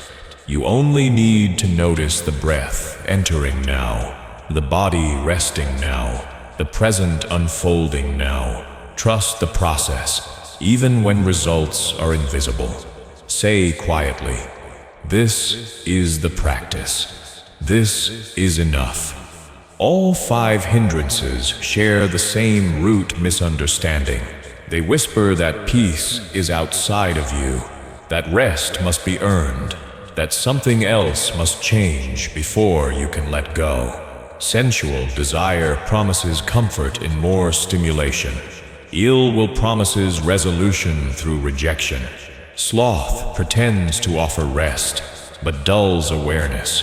Restlessness promises solutions. If you keep thinking, doubt insists that certainty is needed before you can relax. But each one, when seen clearly, loses its power. They are not enemies. They are not proof of failure. They are simply passing weather. Clouds moving across the sky of awareness. Their presence is not a problem. Their recognition is already the beginning of release. So, when you notice desire tugging outward, you return gently inward. When you feel ill will tightening, you meet it with kindness. When dullness creeps in, you invite a spark of interest. When restlessness pulls you, you anchor back to the breath. When doubt circles, you stop answering and rest in what is real. Each time you do this, the grip loosens, the sky clears, stillness grows. You don't need to eliminate the hindrances, you only need to see them for what they are. Temporary visitors, not your identity. You are not your craving. You are not your irritation. You are not your dullness. You are not your spinning thoughts. You are not your doubt. You are the one who sees them, the awareness that remains steady as they pass. And awareness, when remembered, is already peace. So let the hindrances show themselves. Let them rise and fall. They have no lasting power unless you give them your belief. Rest is here beneath them, waiting patiently, like the calm ocean beneath restless waves. Now as you breathe, you can whisper inwardly, this desire will pass. This irritation will soften. This heaviness will lift. This restlessness will settle. This doubt will fade. And I will remain present, steady, at ease. You do not need to fight the hindrances. You do not need to fix them. You only need to rest with them until they move on. And in that resting, in that soft, unhurried awareness, you discover what has been here all along. The possibility of peace, the rhythm of breath, the quiet readiness of sleep. Sleep is not the absence of hindrance. It is the space beneath them, the place where all weather clears, the place where the body and mind finally remember their own wisdom, their own rhythm, their own ease. You are already in that space. Trust it. Let go. Let the hindrances dissolve into the night. Let rest come as it always does on its own, in its own time, in its own way. You are safe. You are held. You are enough. Now let sleep begin. Touch is always present. The skin rests against fabric. The body sinks into the bed. The air brushes across the face. These sensations are constant, but at night they can become exaggerated. A wrinkle in the sheet, the temperature of the room, the weight of the blanket. If the mind fixates, the body becomes restless. Guarding the sense door of touch means shifting from judgment to presence. Instead of, this is too much, too little, not right, simply note warmth, coolness, pressure, contact. The body is not an obstacle, it is the anchor. Let each point of contact remind you, I am here, I am safe, I can rest. And then there is the mind itself, the most subtle of the sense doors. The Buddha taught that thoughts are also impressions, just like sights and sounds. They arise, they pass, they shape the inner landscape. At night, when the outer senses are quieter, the mind door opens wide. Images, memories, half-dreams, fragments of the day all flood in. This is where rest is most often disturbed, not by what is outside, but by what continues inside. Guarding the mind door does not mean forcing thought away. It means meeting it with the same care you meet sound or touch. Just thought, just thinking. No need to finish the story, no need to argue with the narrative. Thought is only another sense impression arising and fading. When you learn to guard the sense doors in this way, stillness is no longer fragile. You don't need silence to sleep. You don't need perfect conditions. You simply need awareness that notices without grasping. So as you lie here now, let the eyes soften, the ears rest, the tongue grow quiet, the skin sink gently into the bed, the breath carry you. And when the mind door opens, let thoughts be just thoughts. Let them pass like ripples in a wide, calm lake. This guarding is not a restriction. It is protection. It is not shutting life out, but keeping the heart free. Tonight, the senses can rest with you. They do not need to feed the mind any longer. They too can be quiet. And in that quiet, the body knows what to do. The breath deepens. The heart slows. The mind softens. The whole system remembers its rhythm. You do not have to force it. You only have to allow it. Guard the doors softly and allow the body's house to still itself. Allow rest to come in as a visitor who has been patiently waiting, a guest at the door. From here on, you've walked through the teachings step by step. The first and second arrows, the heavenly messengers, the worldly winds, the fetters, the ox-herding path, right effort, the hindrances, the protecting of the sense gates. Each one has opened a different door, leading you back to the same truth, that peace is not earned, not pushed, not created. It is remembered. Sleep also is recalled. The body already knows how.